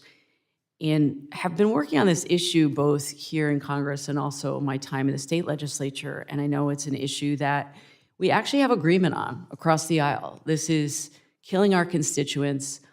It's killing the people who sent here to do work on their behalf. And it's really important that the resources that we commit to this are actually doing a good job at combating this. So Congress has committed significant resources through the Comprehensive Addiction and Recovery Act in 2016, the 21st Century Cures Act, the Substance Use Disorder Prevention that promotes opioid recovery and treatment, known as Support for Patients and Communities Act. And according to one study referenced in CBO's 22 report, the opioid crisis and recent federal policy responses, discretionary spending to combat the opioid crisis increased from $2.1 billion in fiscal year 2017 to $6.1 billion in fiscal year 2020. Your report stated, though, that opioid-involved deaths have continued to increase after federal laws on this issue were enacted. And initially, we had a slowing, but then it was preceded by years that we saw rapidly increase in deaths related to the pandemic. So clearly, our investments, while significant, haven't gone far enough or haven't been as effective as we need them to be.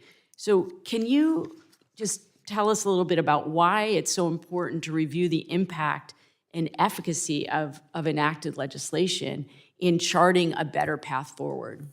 No, thank you. We are working hard on that, on looking at the impact of legislation and providing you with information on, this worked, this didn't seem to work. Not, never to tell you what to do, but to help you decide.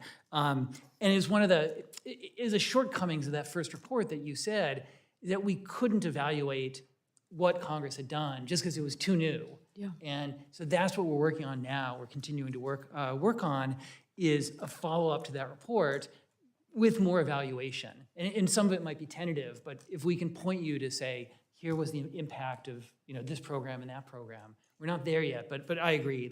It's essential for us to do it, and we're working hard on it. I really appreciate that. And as I said, I know it's something, it doesn't matter what congressional district you represent.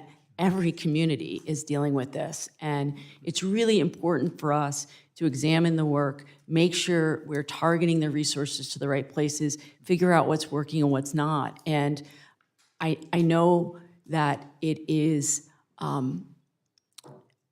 impacting families in every single town, county, and city in our country. We have to get beyond the partisan rhetoric around this. We really, really do. This is lives I'm a former teacher, and the number of students that I have had that have been impacted by the opioid epidemic and their friends and their families, it's just absolutely devastating. The other thing I want to ask you about is the fact that, Congress really does have some power that we can leverage to reduce healthcare costs. And again, I think this is something both sides of the aisle can agree on. And doctors, there is a lack of competition in the healthcare sector, and it's driving up costs for Vermonters and for people across the nation. So I'm wondering, what do you see as federal legislation that can help combat exorbitant healthcare costs? And I know I'm almost out of time, but if you just point us in that direction again. You bet, go ahead. I'll give a quick response, and I'll come and bring the health team, and we'll tell you more. Yeah.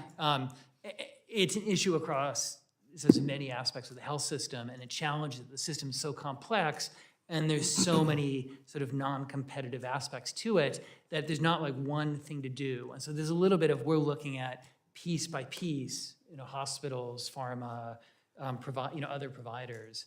And so I'll come back and Appreciate that. and bring Thank them. the gentlelady. I yield back, thank you. You bet. Now yield 5 minutes to our friend from Indiana and the chair of the Budget Process Reform, Rudy Yakum, for 5 minutes. Thank you, Mr. Chairman, for holding this hearing, and thank you to Dr. Swagel for being here today. For over 50 years, the Congressional Budget Office, or CBO, has been tasked with providing objective, nonpartisan data and information to help support the federal budget process. Ensuring the accuracy of CBO's modeling, legislative scoring, and academic reports is essential to helping us as legislators make the best and most informed decisions possible. I believe that in some ways, the CBO has been successful in meeting those objectives, and in other ways, it has certainly fallen short. For example, the CBO's initial projection for drug price, quote, negotiation provisions in the Inflation Reduction Act, the IRA, estimated that only one less drug would come to the market in the 10 years following passage. But a year and a half later, we've already seen multiple treatments and cures pulled from the research pipeline due to these forced government negotiations. This includes potential treatments and cures for rare eye disorders and other cancers. Another area I'm deeply concerned about is the CBO's underestimation of the 2023 budget deficit projections by $1 trillion. In a time where federal spending is certainly out of control, we need to take meaningful steps to rein in our spending, and it's critical that we have accurate projections.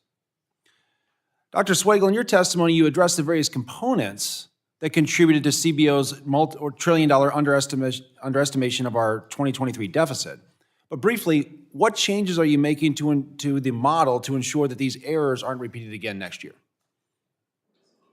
No, thank you. So, I've looked at this carefully, and the pieces that the miss was entirely ours. That's what I've been focusing on. The things the administration did something. I don't think I could have reasonably predicted that. But like the inflation forecast, the interest rate forecast, that was we were off, and we worked hard to get that right. So specific to my question, what changes are you making at this point in time to ensure that we get a more accurate forecast next year? Yeah, so I looked carefully at, why did we get it wrong? Why we had high inflation, but inflation was much higher even than we said. So, why? What did we miss? And we missed, some aspects of what was happening on supply chains. And so we worked much harder. And then the interaction of the fiscal policy with the supply chain disruption, we missed some of that interaction. And so we've worked hard to get that better. And you mentioned you're focused on the things that you can control, which I think is the appropriate steps to take. But you also mentioned things that the Biden administration did last year that exacerbated our deficit. Can you provide maybe an example or two of the single biggest things that the Biden administration did in terms of their executive orders of what you might call broad interpretation of legislation that contributed to last year's sky-high deficit? Okay, and I'll mention maybe three quickly. One is on student loans. And there, we estimate current law, and when they take these actions, we tally them, we work with the Ed and Workforce Committee so they understand them, but it's going to be an error for us. Two is the revenue delays from the disaster tax declaration. That's going to be a shift of timing. Revenues, instead of coming in 23, will come in 24. So as a miss for 23, we have to work hard to make sure we don't, get the same miss in the other direction. And then the last one is the corporate minimum tax. The administration, right, the law was enacted. The administration hasn't yet put out a guidance, so corporations haven't yet paid the money. It will show up, but again, it's going to show up in the future. Thank you, Director Swagel. I'm a strong supporter of preventative health care measures as they are essential to the long-term health of all Americans. And frequently, preventative health care bills score poorly given their higher upfront costs, and they don't necessarily take the long-term benefits into play. How is the CBO trying to adapt their models to accurately reflect the long-term savings of preventative health care? Okay, no, very good. And it's something we're working hard on. We need to be able to understand the benefits in the future, including outside the 10-year window. And then, a challenge with the preventative care. So we're working hard on that. And so I mentioned Ozempic, the weight loss, anti-obesity. We're working hard to understand the cardiovascular benefits of those medications, as an example. So the ability to look longer than 10 years for potential savings would be a benefit to the CBO. That's an important piece of it. I'll mention one other piece, which it relates actually to what Mr. Peters had said with the hospital we talked to in San Diego, is the targeting. And they were working hard to say, well, which children need this genetic screening, sort of are the most, where it will have the biggest difference. And so that's also a piece. In some sense, with the obesity medication, how can policymakers target that at the people who will be sick in the future and therefore avoid the costs? Thank you, Director Swagel, and Mr. Chairman, as Chair of the Budget Process Task Force Reform, we will be looking into that in terms of a longer window for the CBO. Well, we appreciate your diligence on that front. And thank the gentleman from Indiana, Ms. Jackson Lee from the great state of Texas. 5 minutes. Thank you very much, Mr. Chairman. Dr. Swagel, welcome. Just because our time is short, what is the singular major point that you look at when you score legislation? For many things, it's how many people are affected and what's the cost or savings per person. And so a lot of times that's what it boils down to, is the sort of P times Q. So you want to look at really benefit to the American people, ultimately. We try to provide information on that. We focus on the cost, and then sometimes the cost and the benefit are just, they can be the same, but they can also be separate. So we try to provide you with information on the benefits, but our mission really is focused on the costs. And I think you did an analysis of the Trump tax cuts. And my understanding is that analysis showed that they did not pay for themselves. In fact, the Tax Act was estimated to increase the deficit by more than $1 trillion over 10 years. Is that accurate? That's correct, yes. And how did you assess that impact, negative impact? Okay, so I'll just say briefly, first of all, we worked with the Joint Committee on Taxation, which does the estimates of tax legislation. We looked at the effects of the tax cut on businesses, on households, and then the effect from there to the economy, and then back to revenue. And so we said there'd be a positive impact on some businesses and some households, but not enough to fully pay for the. And I think that is important to put on the record. They did not pay for themselves. On the Biden, one of my colleagues just asked about Biden proposals that impacted the economy. Student loans, wouldn't that give more fluidity in one's income as one of the student loan recipients, if you will, and to benefit from that reduction? Wouldn't that counter any impact on the economy, for there to be more cash flow in their pockets used in the economy? Yes, that's exactly right. That those actions, we tally the cost. We also try to say, well, what's the impact on consumer spending, on households, and so on. And so student loan reduction might in fact generate an impact in the economy for the use of more cash in their pockets. That's right. Okay. So if we had to make an analysis of going further, this is just me speaking, I might look at that as a positive step to go forward to help that generation that seems to be plagued with one student loan after another, because that's what I'd like to see happen. Oh, I see. No, that's right. And the forgiveness, as you said, would affect certain generations, younger rather than older. That's right. Let's take a journey down a racial equity road and give us a sense, in particular, of the numbers that we find in people of color, and particularly African Americans. I think they have made at least some progress under the Biden administration on unemployment. But it is not in housing, healthcare. And so have you taken a look, since we serve a very broad, diverse nation, the issues that we are confronting with racial inequity? Yes.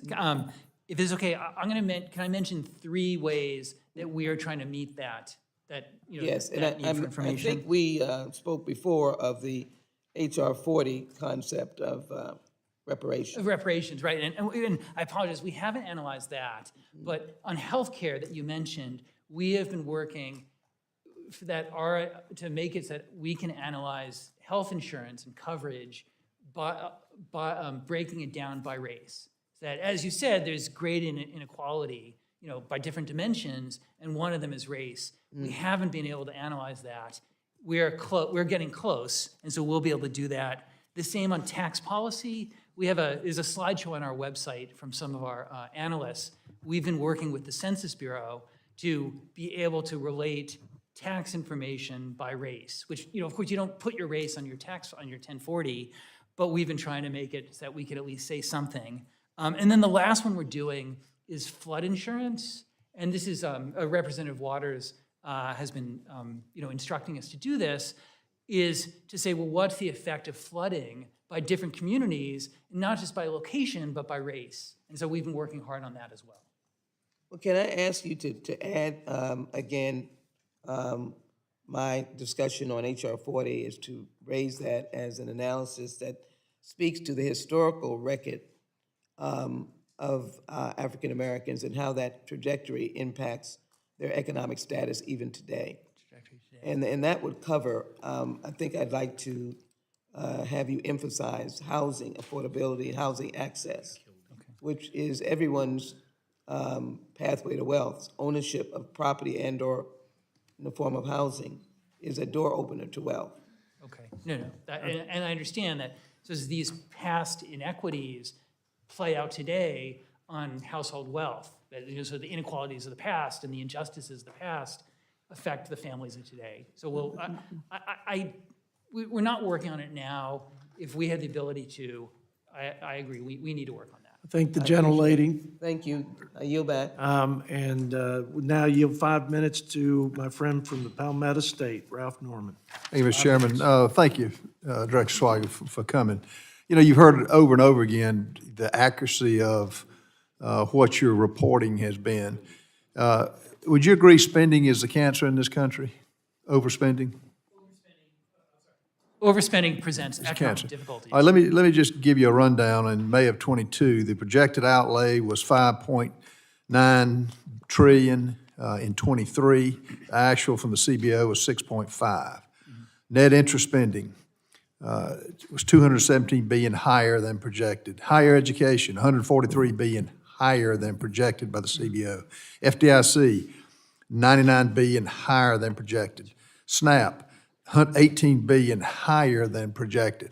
Now, I'm in the real estate business. If you and your family were starting a business and I consistently gave you figures that were much higher that you had to get a loan for, would you keep me on board? And as I heard one of my friends from the other side, said what you needed. I mean, it's costing us taxpayers to fund the CBO $63 million a year. You've got 275 employees. Would you tell me that you needed more? If I were the scenario I presented you, would you want to give me more money to put bad figures in front of you? Well, I'd say 2 things. One is I'd want to know, well, what was it? What went wrong? And that's what I tried to explain some of that in my testimony. And then two is I'd say, well, with the additional funds, what would you do? Would it make it better? Would you get more of the same? But you'd be pretty mad, wouldn't you, if I gave you bad figures consistently? I mean, well, you can see I don't get mad easily, so I wouldn't get mad, but Well, let me ask you I'd this. get curious. Who is your boss? Do you do a customer survey? Do you get with them? Who do you answer to, in your opinion? So we answer to you. I mean, we work through the budget committees, but we work for all the committees of jurisdiction. And so we work, in some sense, in both of those levels.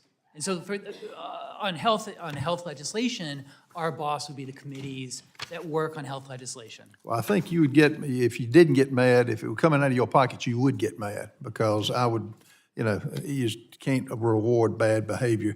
On what method of estimating cost of the federal credit programs would be the most comprehensive for assessing the market-based risk? That's right. The market-based risk would provide a comprehensive assessment. And for example, student loans, we don't have that in there because by statute, we're required, we're directed not to put that in there. Is it fair value? Fair value would do it, give you the most comprehensive assessment of risk. Okay. On the Fair Credit Reporting Act, FCRA, give me your take on that. It's something we evaluate when it has budgetary consequences. And it's a balancing act between protecting consumers and affecting the flow of credit and what that means to consumers who don't have access to credit. And how about describe the green energy loan programs and the costs on the FCRA fair value analysis? So the green tax credit programs, the challenge there is that, well, first of all, those are JCT numbers that we then update. Right. The market has evolved quickly, and the administration has implemented those programs in ways that were more expansive than I think JCT had put into their estimate. So next week, with the economic outlook, we'll have more details. They're going to be substantially more expensive than the Joint Committee on Taxation originally estimated. Let me just suggest to you from our side, you've kept hearing it, we've got to get accurate figures. And heads need to roll in your department. I don't think you need more money. The 270 employees, the $63 million we're paying the CBO to get numbers that never match up, particularly on the spending level, is atrocious. And all I would ask you to do is, whoever your boss is that you consider, and whoever under you is giving you bad numbers, they need to do the job, and we need to get numbers that are accurate. The things that come up that I hear now with the CBO, we basically just start laughing because we don't believe the numbers. Thank you for coming and appreciate your time. I yield back. Thank the gentleman from South Carolina. Now yield 5 minutes to our friend from Michigan, Dan Kildee. Thank you, Mr. Chairman, and thank you, Mr. Swagel, for being here. And I've been around a long time. There's still two things that are mysteries to me. Yeah, he would. Pro wrestling and CBO scoring. Who's your boss? So if you can help me figure out either one of those, I think we'll be moving in the right direction. But I think we equally sometimes share a curiosity about how some of the conclusions are drawn. I would understand that some of your challenges when policy decisions are made after your analysis is done, that it's obviously going to affect the outcome. But I do want to focus on a particular question, and that has to do with what I refer to as legacy industrial cities. I come from Flint, Michigan. I was the county treasurer back home. Much of my career before Congress was focused on the condition of older industrial cities. I represent Saginaw, Flint, Bay City, communities that have great legacies but have difficult current conditions, but are starting to see some renaissance as a result of some of the work that we've done here in Congress. The bipartisan infrastructure law making a difference. CHIPS and Science Act seeing us reshore manufacturing and investing in new technology that delivers really good jobs. My curiosity is that these investments I've seen firsthand, the impact they can have on those older industrial legacy communities in terms of their ability to not be a drain on the national fisc, but actually contribute to a more stable economy and a more stable budget outlook for the country. And I'm curious as to the extent that the CBO is able to analyze those sorts of investments and looking at the all-in effect of those sorts of investments on those communities and ultimately on their contribution to our economic and fiscal situation. So if you could just discuss momentarily the research CBO has done on the impact of federal policymaking on employment, on economic growth in these most distressed communities, and then what additional resources or technical capabilities you would need if we were able to expand that work. Okay. And I'll start by saying we do some, but not a lot and not enough. And so I'm grateful to this for pointing me to it as something that we need to focus on more. And in the future, we will go back and look at the effect of the infrastructure bill and the CHIPS bill. And I know that these regional effects are going to be an important part of the story of those bills. So we'll get there in the future. We've done a little bit of it in the past. And so as an example, some of the provisions in the Build Back Better legislation that we scored when it was voted on in the House had a regional aspect. And so say childcare subsidies or preschool subsidies, we called state by state to talk to them to figure out, okay, are you going to take up the program? What would you do?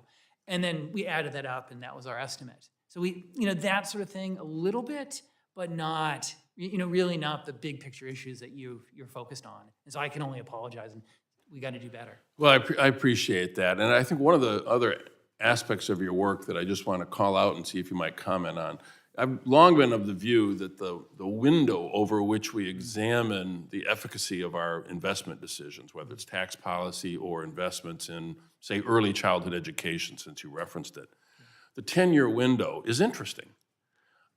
I think it might be the wrong 10-year window. If you think about the impact of early childhood education, there's often criticism of programs like Head Start, for example. Looking at the next 10 years for a 3-year-old is interesting. Looking at the 10 years from age 13 to 23, or the 10 years from age 23 to 33, is where that investment bears its greatest fruit. Do we ever look at that? Do we ever supply data on those longer-term impacts? No, okay, no, and I agree with that, everything you said. We've started. So we have a project that so far we've put out one paper on to look at investments in children, is what we think of it as, that if you provide healthcare to a child, including in utero, what does it do to their long-term trajectory? And like you said, age 23, 33 and on. And so we've looked at that, what's the additional revenue that's spun off, and then how does that compare to the cost? And so we'll get you that. But that, in some sense, that's the proof of concept, and I want to make sure that we're ready to provide you information on future legislation that has that property, that kind of long-term benefits. I appreciate that. That's very helpful. And in the remaining 10 seconds, anything at all on pro wrestling?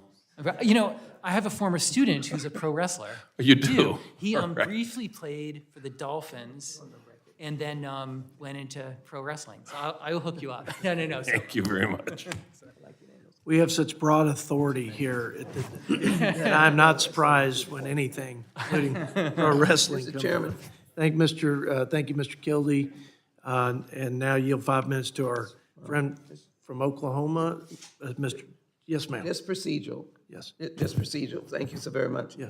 In the Financial Commission markup, I'd like to place on the record at the appropriate place my vote for aye for our ranking members amendment and the Jackson Lee amendment. I was unavoidably detained, and so I'd like the record to reflect I would have voted aye for those two amendments. Without objection, so ordered. I thank you. I yield Thank back. you. Thank you for coming before us. The CBO has a unique relationship to the Budget Committee. As was mentioned by the chairman, the lack of true oversight by this committee for a number of years has been lacking. I appreciate the committee actually taking our responsibility seriously. Many of us came to get our spending issues under control. That is inclusive of both revenue and the spend. And I appreciate the fact that there's an attempt made to get accurate numbers. I'm concerned that maybe there's some mission creep that has occurred. You heard the statement, jack of all trades, master of none. And so I want to kind of talk about the dabbling by the CBO in areas that maybe stealing the intellectual heft to focus on the things that are the priorities and the original reason, the original mission. According to the CBO report titled CBO's Recent Publications and Work in Progress as of December 31st, 2023, there were several items of concern, for me, concern about how you guys are moving into the climate hysteria realm. And so I'll quote from the CBO's drafting report. You were evaluating the effects of climate change on markets for property and casualty insurance. You were summarizing the risks that climate changes pose for the budget and the economy. CBO spent countless hours and resources publishing reports titled, quote, Carbon Capture Storage in the United States. I can't see how that has anything to do with the budget. Emissions of carbon dioxide in the electric power sector. Again, how does that relate to core mission? Emissions of carbon dioxide in the transportation sector. So mission creep, absolutely, to me, is clear in this. And the intellectual heft borrowing of assigning staff to work on that type of activity when we're missing projections in the $1 trillion range. And so I'd just like for you to, put your bipartisan, straight reasoning, what's the mission of CBO? Why are we getting involved in this? Okay, no, thank you, and thank you. This is something that started with me as director, is this quarterly report and what we're working on. So, thank you for mentioning it. We do have a pretty robust work program on climate, and you mentioned some of it. And so there's two pieces to it. One is that, I'll say the two pieces and say why we got there. I'll be fast. It's to say, if there is eventual climate legislation, we want to be ready for it. And so that's why we're looking at the transportation sector, we're looking at manufacturing, electric power generation, the places where, the Biden administration and others have just focused on as potential legislation. And of course, we have no view on what the right thing is. I want to make sure we're ready to estimate it. And so that's a big piece of it. And then second, we respond to members. If a chair or a ranking member of a committee has jurisdiction, wants a report on something, and I can do it, we're going to do it. And so some of the reports that you mentioned were, directed. We were directed to do it, and so we're responding to congressional interest. But is the CBO the proper placement for those requests? Is there not GAO, Congressional Research Service? It's the better placement when they're asking you to analyze the amount of storage capacity for carbon in the United States. Again, staff devoted to that, when it could go to CRS or GAO, that steals from the time and placement of getting the numbers correct that this committee absolutely has to have to make, the biggest decision Congress is tasked with, which is power of the purse. No, that's right, and that's part of the management challenge, is allocating resources. And there is substantial congressional interest in the topic, and that's why we have these people working on it. Do you have the ability to say, we're not the proper entity for this? This needs to go to CRS, this needs to go to GAO? There's some things that does happen. Especially something backward-looking, evaluate past legislation. GAO, has many more people, so we do it sometimes. How many staff are, 9 seconds, I apologize for interrupting you. Yeah, sorry. How many staff are associated with anything in this realm? How many total staff do you have associated in this realm? It could be a dozen, 8. There's a dozen working in micro. So but that 12 includes people at approximately $100,000 salaries, that's real numbers. I'm including people who work on lots of different things, because like our financial modelers would help with our flood insurance, for example. So there's a core group that's 4 or 5, and then there's 6 to 10 to 8 others who contribute in various ways. Just to yield with this, Mr. Chairman, appreciate your indulgence. We're missing it by miles in terms of our projections. This is a new initiative. Maybe there's a correlation with that yield. I thank the gentleman from Oklahoma and yield to my dear friend from the great state of Texas, Mr. Chip Roy, for 5 minutes. Thank the chairman. Dr. Swaygle, great to have you here. Appreciate your service. And I've just got a couple of different questions. The first question is, I want to make sure that I have my facts right because, and we visited about this, and I appreciate your willingness to visit with staff and offices at a moment's notice. And I will say that you guys are great and responsive, and we appreciate that. Recently, you all found, and I believe put out a letter to this effect, that a full year continuing resolution under the statutory caps that were in the Fiscal Responsibility Act from last year that were passed on a bipartisan basis with majority votes by Democrats and Republicans in the House and the Senate, that doing so would decrease non-defense discretionary spending by $73 billion while holding defense spending and veterans spending harmless, i.e. flat. Is that roughly correct? Yes, that's correct. And you can see that at the bottom of our cost estimate for for each of these continuing resolutions. And so it is fair to say, without you opining on the merits, obviously substantively in terms of the legislation or the political decisions we have to make, that passing of a continuing resolution, a full year CR, that would basically come in somewhere around the $1.564 trillion level, roughly, that would be significantly lower than the $1.59 trillion cap in the FRA. It would be lower, and the significantly lower than the current appropriations deal on the table, which adds in additional, again, whatever merit there is for doing so, or lack of merit, that the additional spending that would come in at $1.66 trillion, right? So the point is, just a simple matter of fact, a continuing resolution passed right now, a full year continuing resolution worded appropriately that talks about it being a full year appropriation would save the American people about, give or take, $100 billion, or a significant amount of savings, give or take, off of the deal currently being negotiated at roughly $1.66 trillion and significantly less than even the 1.59 levels at the top levels of the caps. Am I roughly articulating that correctly? Yes, if it's okay, I want to add just one. So yes, period. One note is that the bill, the legislation now being negotiated, obviously we haven't evaluated yet. Correct. So I can't speak to that. But as a broad matter, you've got it. To the extent that news accounts are suggesting that it would be at the 1.59 plus some additional spending based on whatever side agreements were reached, there would be a materially lower spending level if we simply, as a body, passed CR that adheres to the caps that this body passed by majority votes by House Republicans, House Democrats, and the Senate passed by majority House Republicans. Literally, we will save the American people $100 billion by adhering to law that was enacted, signed by the President of the United States. I just want everybody to know that as these quote-unquote deals are being discussed.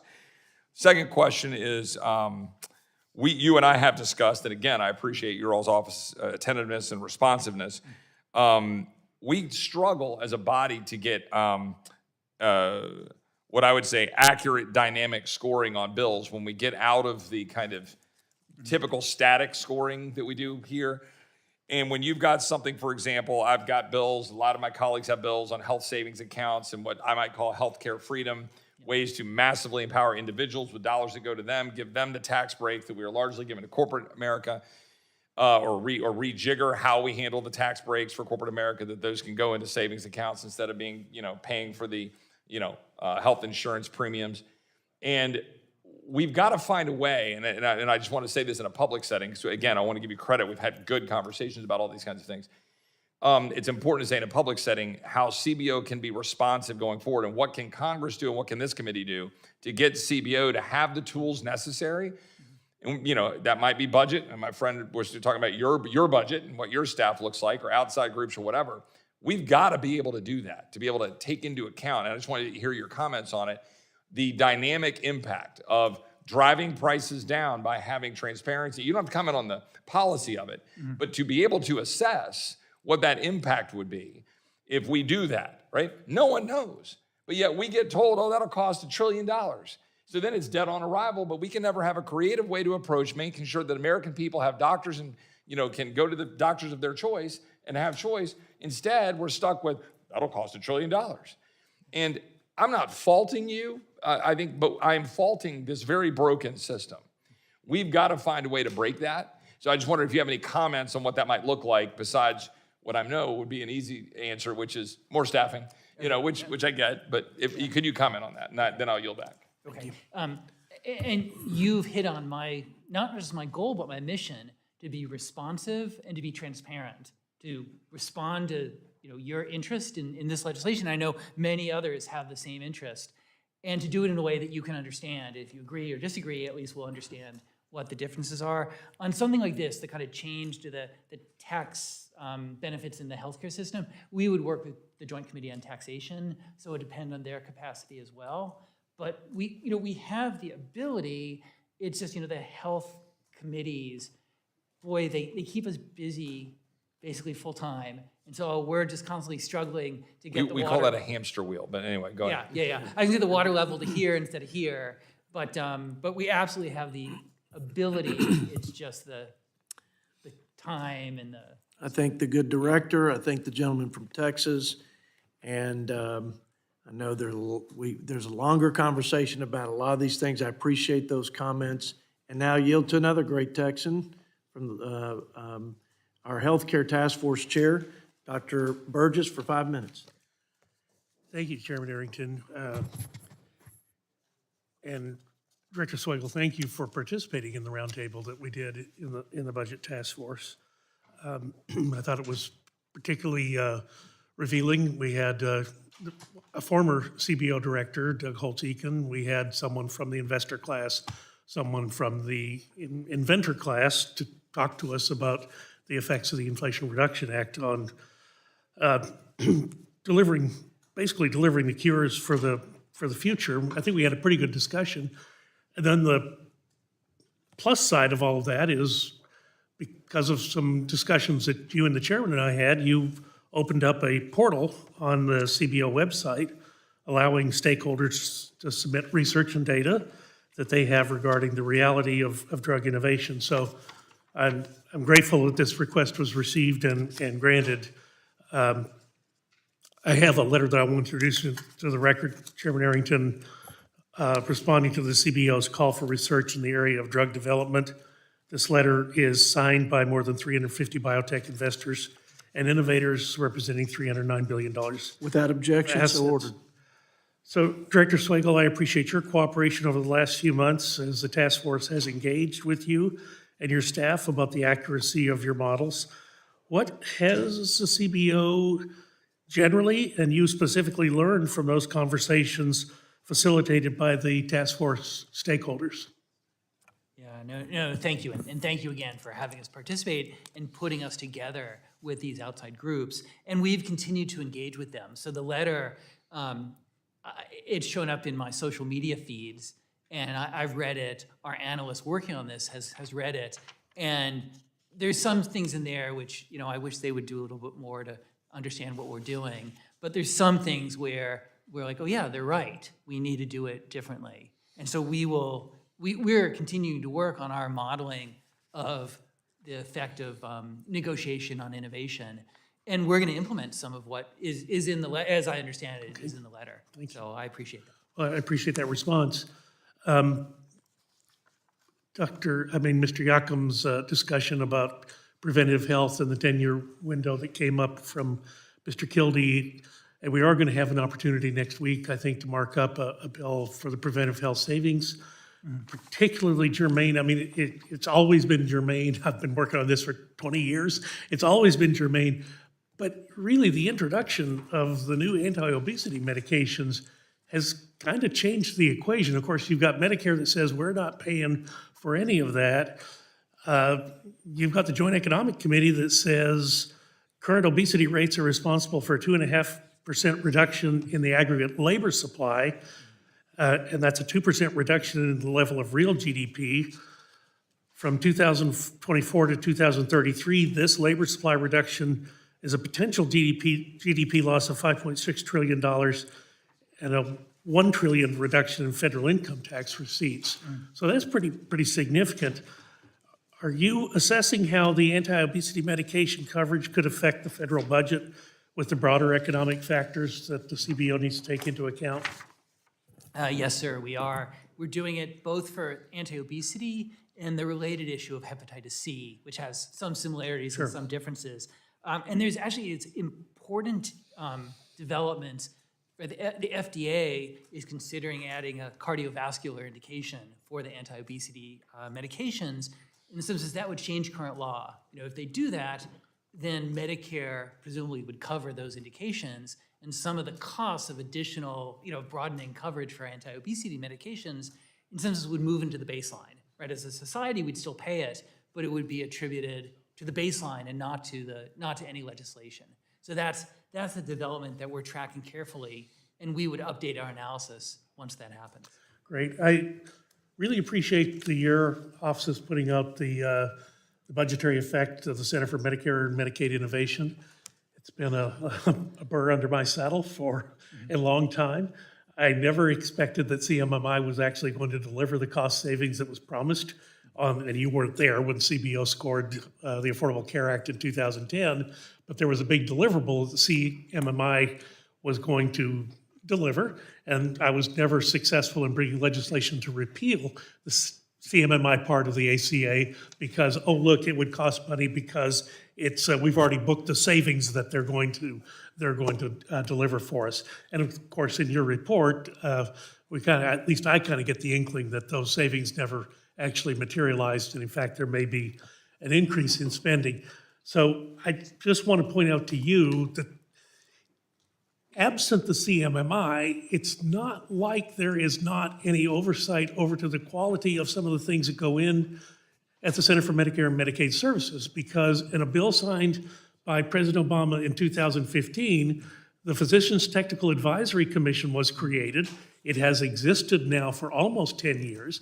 It has been populated. A couple of the folks have resigned and discussed because they were not listened to by HHS. And I hope you would work with me to explore how, if CMMI is not working out, perhaps the Physicians Technical Advisory Commission, which is already established in law in the macro legislation, how we could use that to, in fact, achieve some of the savings models that were supposed to be achieved in CMMI. Okay. No, you have that commitment. You were right on CMMI. We finally acknowledge it. Wait, say that again. Say it for the people who weren't The paying record attention. will reflect, so ordered. I approve, hear ye. It I was took a right. while, but we put it out. But seriously, I look forward to working with you on the the other advisory committee. Can I get you to call my wife and tell her that I was right? Dr. Swagel, thank you. Thank you. I yield And back. Dr. Burgess, that exchange is an example of why you're an institution and a great asset for the conference, our Congress, and the American people on the issues of healthcare policy. Thankfully, we've got healthcare policy leaders like the gentleman to your left who limped on into the committee today, literally. Buddy Carter, the gentleman from Georgia, for 5 minutes. Thank you, Mr. Chairman, and thank you, Director, for being here. I appreciate it. Let's start with this. Let's start with timely and responsive scoring. There's been a lot of discussion and concern among members of the committees regarding the amount of time it's taking CBO to score these bills. And because as you know, and it's no secret, everybody here knows that the CBO score is very important. We pay attention to it, regardless of how many instances we might be able to point out where you were grossly wrong, we still depend on it. And I think you understand that. And look, I'm being practical here. I know that in the 118th Congress that we're in right now, we've had over 7,000 bills introduced. I know that's a heavy lift. I know that's a lot of work. So I'm not trying to be impractical, but, and I suspect most of them need CBO scores. I don't know what percentage of them, but I would suspect it's the vast majority of them that need a CBO score. So again, I understand it's a heavy lift, but I've got a bill. It's a bipartisan bill, H.R. 1770, the Equitable Community Access to Pharmacist Services, that was introduced in March of 2023. It's my understanding that the bill was sent to CBO for scoring in June by committee staff, yet we still don't have a score. is it unreasonable for members of Congress to think that 7 months is not enough time to come up with a score for something like this? No, you know, you've put your finger on one of the challenges I face, is that, right, the bill would recognize that pharmacists provide healthcare services and are a key way that people get healthcare provided to You them. do also realize that pharmacists are the most accessible healthcare professionals in America. 95% of all Americans live within 5 miles of a pharmacy. All of us, Republicans, Democrats, Independents, want the same thing when it comes to healthcare: accessible, affordable, quality healthcare. No, that's right. And the challenge I face is that the committees with jurisdiction over Medicare, their workload has been so heavy that, you know, they would never say to us, and we would never listen, don't do that bill, but they'll have other priorities, and I have to you know, do what where the committee is going first. That's what I have to do first. So I can only apologize that we haven't been able to do it yet. And I agree with you. Can you commit to me that you'll come up with a score for me soon? Let me come back to you on that. I can't give you that commitment now, but I'll come back to you. Well, and it was kind of my next question, and that is, how do you determine which ones move to the top of the stack? I mean, what determines that? Just the amount of pressure you get? It's really, we work with the committee staff, and so that means the chair and the ranking member of the committee will set our priorities. And then, you know, we work, of course, with leadership in both chambers to say, well, what's going to the floor of the chamber? And then that, you know, and then everything else comes after those two priorities. All right. Well, look, I need help on this one, okay? I'm a subcommittee chair, but I'm not a committee chair. So I'm sure I don't carry as much influence as the committee chair does, but we need this. 4% of all independent retail pharmacies are closing every year. That's going to impact the accessibility of healthcare here in America. And again, all of us want accessible, affordable, quality healthcare. Let's move on. In December of 2023, your office published a report on the accuracy of your projections for the fiscal year 2023. Is that a statutory requirement? Is that something you have to do? That particular report is not required, but we do it as a transparency exercise. What kind of methodology did you use in determining whether to make it a public report? I mean, what inspired you to make it a public report? I mean, anything that reflects on whether we get it right or wrong, I want the public to see that. And this one, we got it way wrong. Right. It's $1 trillion, and that's, you know, I want that out there. I want people to be reacting. Would you be supportive of a law that required it? Wait, I'm sorry, say that again? Would you be supportive of a law that required you to have that report, to publish that report every year? Oh, I mean, like I said, it's not needed, but whatever the Congress thinks is the way we can support them. I'm going to take that as a yes, okay? All right. One final question, if I could get it in. Panel of advisors. I know that that's important. But in your website, you say members of this panel generally serve 2-year terms and are sometimes reappointed, but that's kind of vague. Tell me, who appoints these members and these boards, and how do you ensure bipartisanship? No, so they're appointed by me as director. Most of them, or many of them, were on the panel when I arrived. It's a very distinguished group. Are they compensated? It's like $500 a year. You know, so it's and the travel to that would be a no. I mean, it's virtually no. I mean, it's yeah. And it's bipartisan. So we have members. We have people who worked in the Trump administration, Obama, Bush, Clinton. Does anybody check you on this, or we do? Do you submit them to the committee to? I mean, they're on our website, so it's public. The meetings, we have 2 meetings a year, and congressional staff attend the meetings. Well, one of the reasons for this hearing is to see how we can do better in helping you. And we do want to help you, and perhaps there should be a process where you submit names and the committee approves them. Or, you know, that would keep you from, whoever is in that position, it would keep them from criticism and make sure that we were getting bipartisanship in that.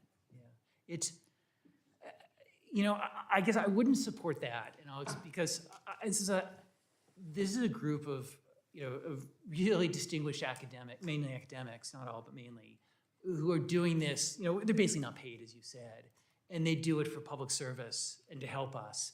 And I would just want to keep them out of the political realm as much as possible. Be as transparent as we are, and your staff can attend the meeting. I mean, we have, lots of congressional. All right, I'm going to have to absorb that and kind of think about that for a while before I press on with it. But thank you very much. I'm happy to come and talk more about it. And 1770, did you write that down? I got it, House 1717. Resolution 1770. And the gentleman's time has expired. Chair now recognizes the gentleman from Virginia, Mr. Good, for 5 minutes for questions. Appreciate you being here today and submitting yourself to these questions. Appreciate the help you were a day or two ago with the information on in my other committee, the Ed and Workforce Committee, on the cost of the higher ed reform bill that we're looking at. I want to talk about accuracies, and particularly as it relates to the Inflation Increase Act. Say it again, the Inflation Increase Act. I may refer to it as the IRA, but it's not the IRA, it's the Inflation Increase Act. And it's now even admitted that it really wasn't about reducing inflation, of course, and it never was. But part of how that was sold by the administration, by what was then the majority party in the House and the current majority in the Senate as well, was, it was supposed to cost less than $400 billion. And now we've got Goldman Sachs saying 1.2 trillion. You got Credit Suisse saying 800 billion.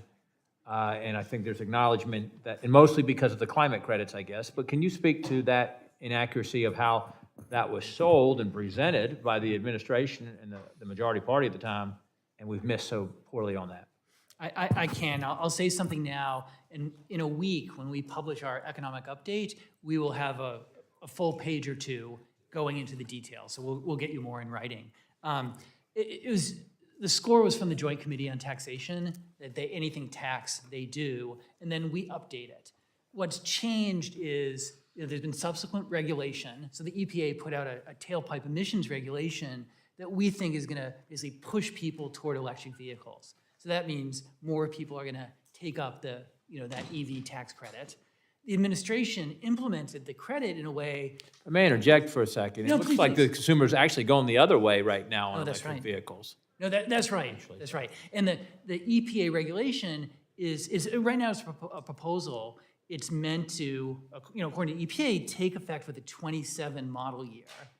Will it actually happen? We don't know, because it really would go very far in pushing people toward electric vehicles. And as you said, that doesn't seem to be the market demand at the moment. So we're going to have to track it, but that would be the effect of greatly increasing the cost of that part of the bill. And I'll just say other provisions. That portion alone responsible for some nearly $1 trillion to be off with this? It's about a third of the original JCT score was 400 something billion, and it's going to go up. It's not going to get up to $1 trillion, but it'll be like the 800s. And about a third of the difference is going to be that EPA regulation by itself. Well, with respect to the Inflation Increase Act generally, will you give the scoring rubric on how you calculated this to Congress so we can look at it? We can do that. I mean, in the report we publish next week, we won't go into the technical details, but we can provide that to you, to your staff. I think that would be important for appropriate oversight and accountability. And there is some perception that you may or may not be aware of, I don't know if it's been alleged today, that CBO has leaned left, has leaned the other side. And I will, with the IRS funding, it was projected, the increased IRS funding that was part of the Inflation Increase Act, it was projected that it would bring in $2.9 billion in fiscal year 23, but it only was $160 million. This year, CBO has projected the IRS funding would bring in $7.8 billion this year, but so far it's only $360 million. Can you speak to that? Yeah, it's a challenging part for us, because we have to figure out, well, where's the IRS going to spend their money and how quickly? They wouldn't tell us. Maybe they didn't even know at the time. And so we just said, okay, they're going to put the money in the place where they get the highest return, from the past studies. In the end, they did it differently. They went into customer service. So as you said, they didn't spend the money on the kind of tax And collection. again, that's some of the justification that they made for the IRS expansion was here's the revenues going to come from it. But conversely, if you go back to the TCJA tax bill from a few years ago, CBO projected revenue would be 22.6 trillion from 2018 to 23, but actual revenue was over $1 trillion higher, 23.6 trillion than what was projected. Yeah, yeah. So, there's so much water under the bridge since, so many developments since the TCJA. We said that would boost investment, it did. We said that would boost GDP, it did, and it would boost revenue. In the middle of 2018, there were a large set of tariffs put in place that went in the other direction with business investment. And we can't separate out those effects. And then, of course, the pandemic. So yes, and the subsequent high inflation.